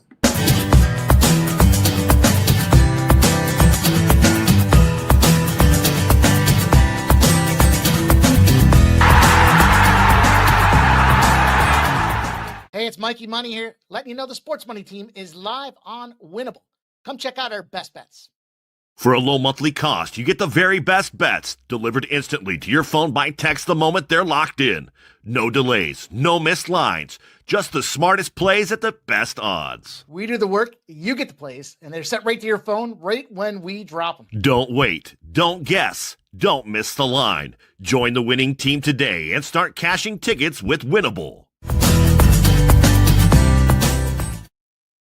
All right, I remembered the drawing today, so someone will win 1 month of those plays from me, and don't forget, when it expires, you'll be charged for 1 month unless you cancel, but you won't want to cancel. The information is so solid. Come on, you're getting picks from Ramon. Here we go. Let's do the drawing. 22 of you are in. You got Jordy, you got Nasty Nate, you got Robert, you got Pepper Critter, you got Nug, you got Public Enemy, you got Weedo. The winner is Public Enemy. Thanks always for Public Enemy. Great picks today in the chat. Really appreciate you holding it down with me in there. Part of the chat All-Stars, a real chat All-Star Public Enemy. Use the promo code WINNER to get 1 free month of my plays over at winnable.com/Ramon. Public Enemy always coming through for us in the chat. Great job, Public Enemy. All right, it's going to do it here. Morning Steam show. Really appreciate everybody. We'll be back tomorrow with more Morning Steam. We'll be back preview 16 basketball games in the NCAA. We'll have to do the NBA. We'll have to do the NHL. It's going to be a long show. We might go right up until that noontime kickoff, but that'd be okay, right? Kickoff. It is a kickoff. No, right up until the noontime tip-off here tomorrow. Get ready with them. Now, what's going on? Did we not do a pick? Do we want to do a pick right now? Do we not want to do a pick? I mean, I'll start it right now. If Mike didn't do it or anything, we're not doing a bracket over here. Did I miss it? Did he announce it and I missed it? Because last year we had that tournament challenge. Remember, Robert said we did the tournament challenge. Now I could just fire one up right now if you guys want. Do we want to have a bracket contest here right now? Should we be doing one? Should we be doing a group? I know we had a group last year, and in fact, it's still listed on my groups right now. Let me see what's going on here. I'll bring this up real quick. See what's going on here. Let's see. I mean, don't we want to have a bracket challenge? Did Mikey not do it, or do we want to do it? Let me know about that. Let me see if I can find the tournament challenge here and bring it up real quick. So there it is. Okay, there's a tournament challenge. And then under my tournament challenge here, it does say, let's see here. It does say, look, right there, it says Sports Money Group rejoin, but I don't think it has nobody in it. And I click on the Sports Money Group, and no, we haven't even started it here. It says join group, but nobody's in it. So I'm thinking we just didn't start it there, and it's a private traditional group. So should we start it again here? Does anybody want to do it and have a little contest here? I'll just do it, and anybody wants to join, maybe we can just do. I don't know how many people are going to join it, but let me just fire it up here real quick. We'll fire up a new group, my groups. I'll just call it Sports Money Group again or something here. I don't want to duplicate it if we already did it, but you guys would know. I don't know if I missed it. I watched Mike. Well, I had to run an errand yesterday, so I didn't see it. But all right, let me see here. Create a group. I'm going to create a group. We'll make it a public group here so anybody can join. One entry per user. What's the name? I'll say Sports Money Network on this one so we don't duplicate that name. No confusion. Sports Money Network. Create the group here. Copy the link. I'll put it below the, I'm going to put it in the chat right now, and then I'll put it below the broadcast here. So there's the invite. You might have to copy and paste if you want to do it this way. There, let me show it on the screen there. Okay, there we go. You can copy and paste to get in there, or I'll post it below the video here later on. Now, I will say this about the challenge here, okay? I don't know if I can, maybe I'll take this off here real quick and bring up kind of one of the older screens so we can see what's going on there a little bit with the tournament challenge board. There we go. That looks a little better. Okay, so on the tournament challenge here on ESPN, right, you go to the brackets here, and I'll show you my bracket too a little bit. This is my bracket for the whole thing. Now, the key in brackets, right, you guys know this, you're all experts, but the fewer people you have in your bracket, the more favorite, the more chalky you need to be. We know that in the end, pick a few upsets here and there, but you really, unless you're so confident, and that's where you pick it. Now, this group of bracket that I've picked, this is for the whole ESPN challenge, so I've got some outrageous picks here. The only way you're going to win the ESPN bracket challenge is to get it, maybe a long shot or two. So I've got some real long shots here, like St. John's over Duke, Arkansas over Arizona, Arkansas over Purdue, St. John's over UCLA in one bracket. I've got Arkansas winning the whole thing. Now, that's my bracket when we're going up against the millions of brackets I'm going to pick some long shots. If we get in the whole thing, I'm going to redo with my bracket. I'm going to pick more favorites because you want less variance actually with a smaller field. I mean, that's just the way it's going to be. It's not going to be, if you're going to pick some long shots, you might win the whole thing, right? Type of thing like that. But that's what I'll do. And maybe I'll just keep this one in there so somebody else can win. This bracket probably going to win and take a miracle. But low down here, I've got like BCU riding into the Sweet 16 against St. Mary's. I have St. Mary's beating Houston. I have BCU beating Illinois because this is the big bracket challenge. So I'm taking some chances here. I got Santa Clara over Kentucky over here. You guys talked about that upset. They're a little bit. I do have a 1-2 here with Michigan and Iowa State, but on the other side, I have St. Mary's upsetting Florida, for example, and things like that. So the other thing I want to point out, so go to a matchup here, right? What's the most famous matchup in the first round upsets? A 5-12, right? We know that. The cool thing about the ESPN Bracket Challenge is you go in here and you can click on the 5-12 over here with where it says preview. It brings up the preview here in the middle of the screen, right? And they have some stats and some comparisons here a little bit. But the one cool thing about it really is, right, you scroll down here and it says number 5 seeds have won 64% of the meetings with number 12 seeds. At least one 12 seed has defeated a 5 seed in 34 of 40 tournaments. So you see, you got that. Now, it's got it for every matchup. You do, what's another, interesting one, like the 8-9, right? That's always a tough one. You do it and you scroll down and it says 9 seeds are 18-10 versus number 8 seeds since 2018. Overall, 9 seeds have won 52% of the meetings. Now, those are cool, so you can kind of look at those. But the other cool thing about it is when you have, your team's advancing or whatever. So like over here where I have Arkansas number 4 beating number 1 Michigan, you click on the preview there and it's already showing you what the record is when number 4s play number 1s. Number 1s are 14-3 against number 4s in the past 10 tournaments. Right, so you can kind of look at it that way as well. I think that really is, interesting to look at those kind of statistics and numbers, and it does it for every. Even if you have some matchup. Let's see, like, oh man, you look at number 1 and 12, Michigan and Akron. Now that's probably not going to happen. But look, I went with Akron down here over Alabama. Look, Alabama just lost. At first they got to beat Texas Tech. Not going to be easy, but then they play Alabama. We know Alabama just lost their score. They always got some problems down there. You got the guy with a weed house, and then here you got Michigan and Akron, number 1 and number 12. Now this probably will say like it's only happened once or twice. Let's see what it says in the preview. I didn't even look at this, but 1s versus 12. A 1 seed has never lost to a 12 seed. 20-0. The past 2 such meetings have been decided by double digits. So that's so cool. You can look at each individual matchup in the brackets there. So the link is in there. I'll link the description. Maybe Mike can pump it on his show later. I apologize. Again, if he did it already, I apologize. I missed yesterday's show. I had to run an errand there. So go ahead and get in it if you want. And there's no prize. We just want to see who the best is out of our group there. And we're using ESPN, okay? And I'll put the link in the bottom at the show if you missed it. I'm making a clickable link. All right, now that's going to do it for the morning steam. Thank you very much for joining us. Hope we get a few more than just a handful of people in there. And share it with your family and friends if you want to. Say, let's enter this contest. Let's get a few more people in there. Try to use your real name or handle here if you can.